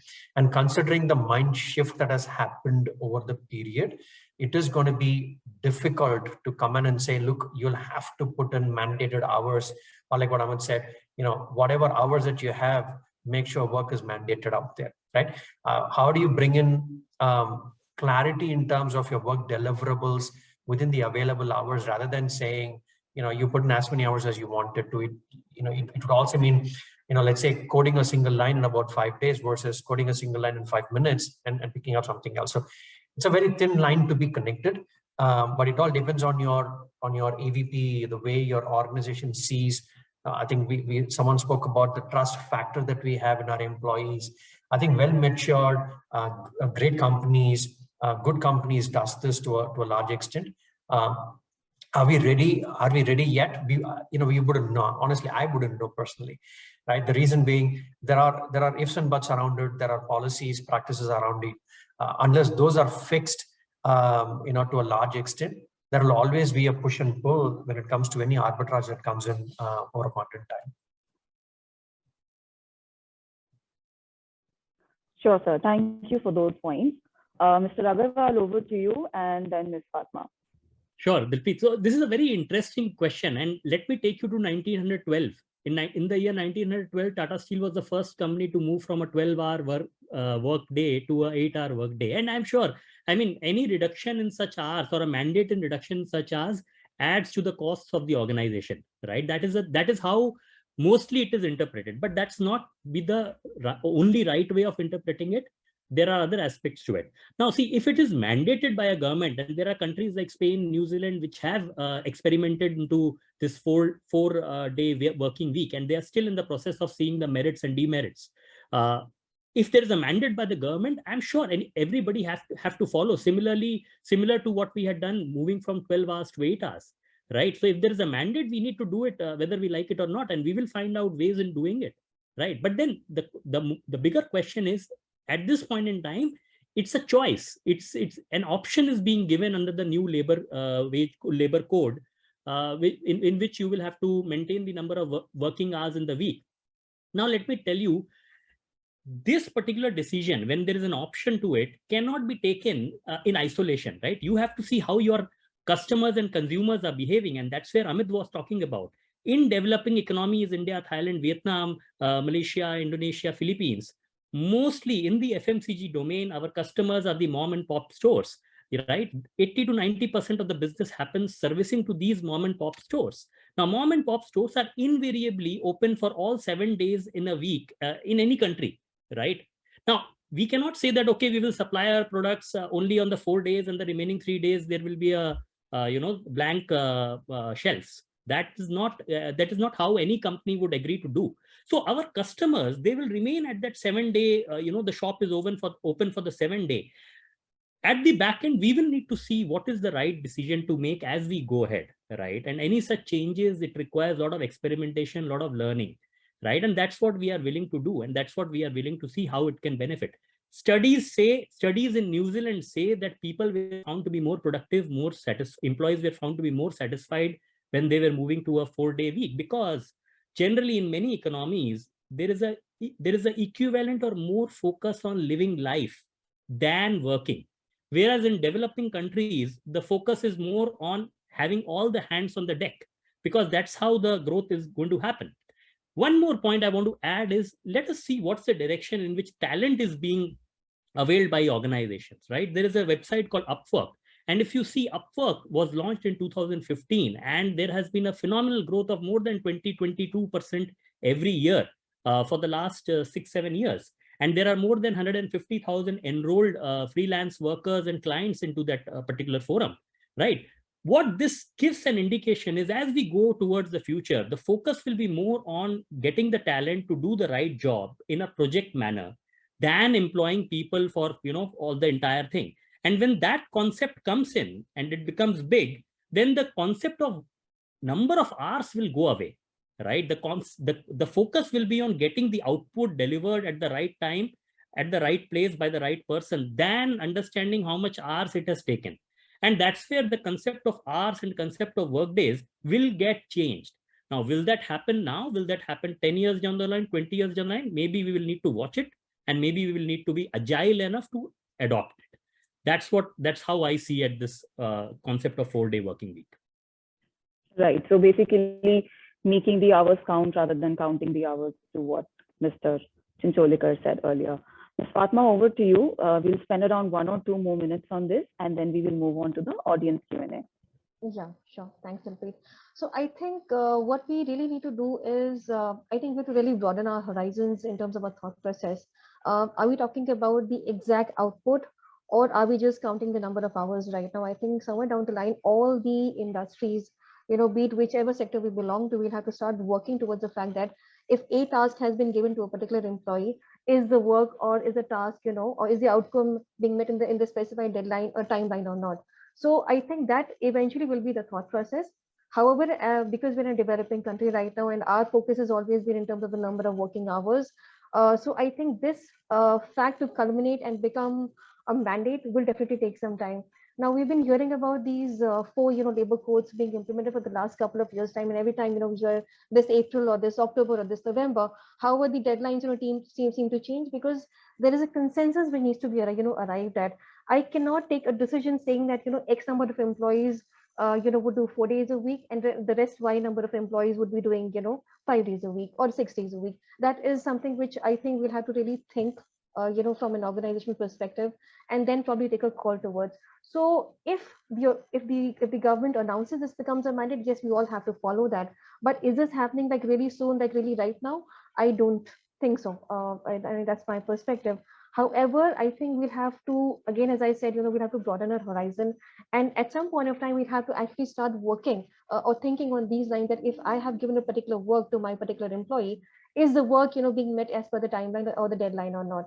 Now, I think a segregation would happen in terms of, working people or employees who are working at the factory or at the project locations, because we are working very closely with NTPC, BHEL, and the state electricity boards.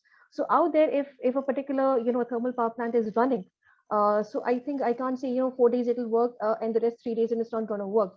So somewhere we'll have to, synergize that particular thought process in line with what our clients are also expecting from us. So the client expectation also has to be met. And at the same time, once this new wage code is announced, we'll probably have to tweak, the way we work, the way we function. Our policies also will have to be adjusted accordingly. And I think this is some way going to impact the way, the pay, the wages also at some point of time. So that's here to stay. Yes. Right, adjusting the policies, adjusting the entire supply chain. Yes. I think that also needs to be addressed before we actually talk about inculcating 4 days work weeks into our organizations. So with that, I would like to close this panel discussion Q&A. Now I would hand it over to my hosts, Manish and Aprajita, for audience Q&A, post which I will conclude the session. Thank you, Dilpreet. It's been a very insightful session over the last 1.5 hours. I think we have quite a few questions from the audience. If the audience could raise their hands, then I'll take up the questions in the relevant order.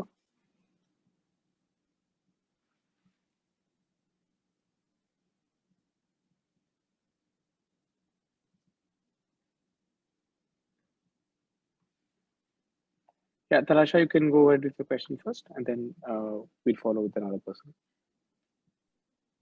Yeah, thanks, Manish. So my question is for Amit sir. First of all, thanks a lot for sharing all your knowledge with us. My question is basically when we talk about superior services, so how does Tata ensures that they stay above their competitors, and how do you ensure that Tata stays above at the top of the consumer market? Okay, so maybe I'll just answer this question, I presume, more in context of Tata Consumer, right? So I'll stay in context of Tata Consumer. So, there are two ways of looking at this. Companies live and die, FMCG companies or consumer companies live and die basically by two things. One is innovation, the second is market share, because these are the two things essentially that will keep you going, in a category. If your consumers believe you're innovative, which means you will keep coming up with new products, new ideas. In consumer products, it's even more important because it's essentially about, food and beverages, which essentially brings concepts like nutrition. It is something that you put into your body. So is it healthy? Do you source well, etc. So Tata Consumer USP revolves around three things. One is around a massive focus that we have around sustainability. So are our products sustainably sourced? Do we ensure that our value chain is aligned and in line, not just in line, but significantly above human rights? What is prescribed as minimum, wage, etc. All of that. So it's about making sure that anything that you deliver from a product experience perspective is, sustainably sourced, sustainably packed, and sustainably delivered. Right, and sustainably recycled wherever that's needed. That's point number one. Point number two is around delivering a superior consumer experience. Now, what does that mean? Let's say if you're a consumer of a product and you like the product, right? So one is you like the product, but the second is when you have to buy it again, is there availability? So it's a good, strong understanding of your distribution and supply chain to ensure that whenever a consumer is looking for a product, it is available. Because let's say you go to buy, a packet of tea or a packet of pulses, or a packet of cereal, let's say muesli, and let's say your favorite brand is Soulful, which is a Tata Consumer brand, and you don't find it there. It's not like you're going to say that I'm going to wait for 1 week till my favorite brand turns up, right? You will buy another brand and move on. So how is it that you are able to acutely forecast and make some of those things kind of come through? The third, I think, is candidly being able to stand up and tell your consumer about things that you're not doing well. Now, what do I mean by that? For the longest time, we had a very long innovation, pipeline, but it would take lots of time to deliver. So we would spend hours and months and years in researching something before it actually came out. Now, when we reinvented ourselves as Tata Consumer, we went back to the consumer and said, listen, this is not something we've been good at, but we are in the process of reinventing ourselves. So please be patient with us. So I think being honest with your consumers, finally, I think also gives you the advantage. All of this essentially comes from, are you able to foster a culture where everyone in the organization really is thinking about consumers? So I'll just take 30 seconds to talk about what we call as the 4 E's that define our culture. E, right? So first is what we call as the entrepreneurial mindset. So we want people to think like entrepreneurs. It's okay to make mistakes, but think like how an entrepreneur would. The second is enterprise first, which means if you have to sacrifice a personal or a functional goal because it's an organizational interest, then you must do it. Right. The third E is engage candidly, which means don't shy away from having difficult conversations internally if it's important for you. Right. It's about speak up, what we call as a speak up culture. And the fourth is what we like to call as execute, execute, execute. Right. The greatest idea can never come to life unless you have an execution focus to make sure that it comes to life. So, I always like to say that the man or the woman who's waiting for something to turn up should start with their own shirt sleeves. So roll up your sleeves, get to work, and that's what will provide that. So I think internally being able to provide that experience to our employees is really what helps, deliver the consumer experience that I kind of talked about. I hope that answers your question. Definitely, sir. Thanks a lot. I think the part that you mentioned about how being true to your customers, and I think customers really look forward to that how transparent you are to the customers. And you also added the point which on sustainability. I think that is also one thing, that how you're adding value to sustainability, which is the bigger initiative now. Thanks a lot for answering that. Thank you, sir. Thank you, Tarasha. In the interest of time, we'll be taking one last question. Aishwarya, please go ahead.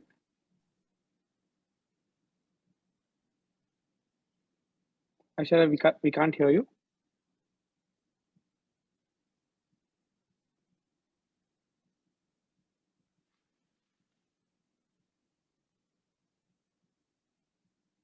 No, Aishwarya, you're not audible. No, you're not audible. Yeah, I think that's what she's also asking. Yeah. Try unmuting yourself. No, we can't hear you again. Why don't you put on the chat window, Aishwarya, quickly?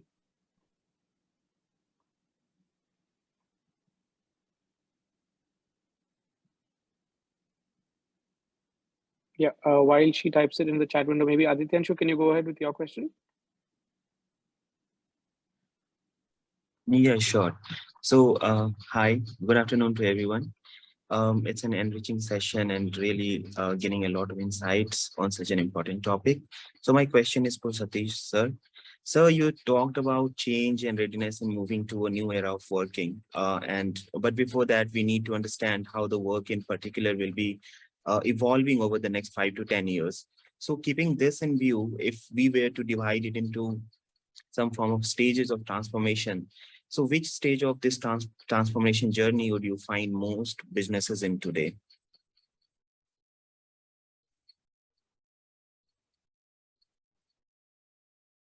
So you are on mute. Am I audible? Okay.